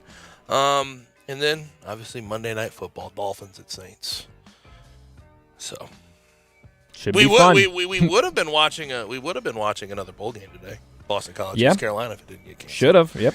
And I hate to get reminded of that, but it is what it is. But a full slate tomorrow of bowl games. Huge! As long as nobody pulls a Hawaii or anything. Yeah. No, it's crazy. Is on Thursday when I talked about this, there was no way it was getting canceled by all the people I talked to, but it is what it is. That's all we have for today. Thanks for joining us. Thanks to David Cobb and to Michael Cole for their contributions to the program. For Brian, I'm Gabe. Enjoy your night. We'll holler at you tomorrow at 3. The Christmas sale is happening now at Family Leisure. Did you know that's where Santa goes to shop? Oh, yes. Why? Because arcades are up to 25% off. Air hockey and foosball tables, they start at just $149.99. You can get great deals on hot tubs and saunas.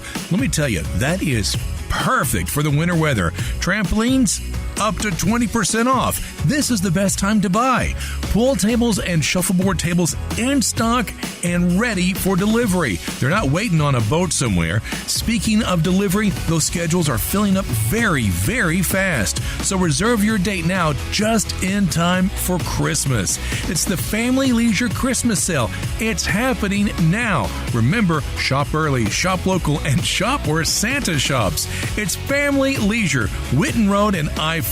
It's where family and fun come together for the holidays. Did you know nearly 40% of men under 40 and over 75% of men over the age of 40 experience sexual performance concerns? At the Memphis Men's Clinic, their experienced physician performs a comprehensive evaluation that determines which specific issues may interfere with your sexual performance. These issues can vary and range from anxiety to medical issues, low testosterone, or erectile dysfunction. The Memphis Men's Clinic has evaluated hundreds of men of all ages over the years and reestablished a normal sexual life. The Memphis Men's Clinic will work aggressively to resolve issues and allow you to restore your sexual health and overall well-being. That's the Memphis way. If you're 20 years old or 90 years old, come and get cared for the Memphis way. Treatment that's based on your specific needs after a professional clinical evaluation by their experienced board-certified physician. Call the Memphis Men's Clinic today at 901-443-0475 or visit memphismensclinic.com. Have you wanted to speak a new language but thought it'd be too difficult or take too much time? Then try Babbel. In just 15 minutes a day, Babbel teaches you conversations that you will actually use. With 14 languages and lesson topics like travel, business, relationships, and more, you'll learn what matters most to you. Babbel. Language for life. Learn a new language with ease. Go to Babbel.com to try for free. That's BABBEL.com. Nothing says Happy New Year like getting the SUV, car, or truck you want to drive into 2022. Everything you want is here at the new Auto Universe Germantown. Have you heard about this? Nothing but the best. The finest vehicles you'll see in one place anywhere. Make it to the lot and showroom on Winchester just off 385.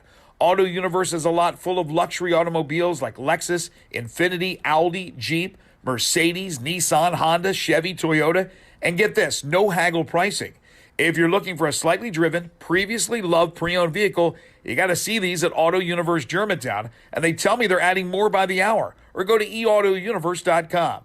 Happy New Year from their family to yours, the only dealership you'll ever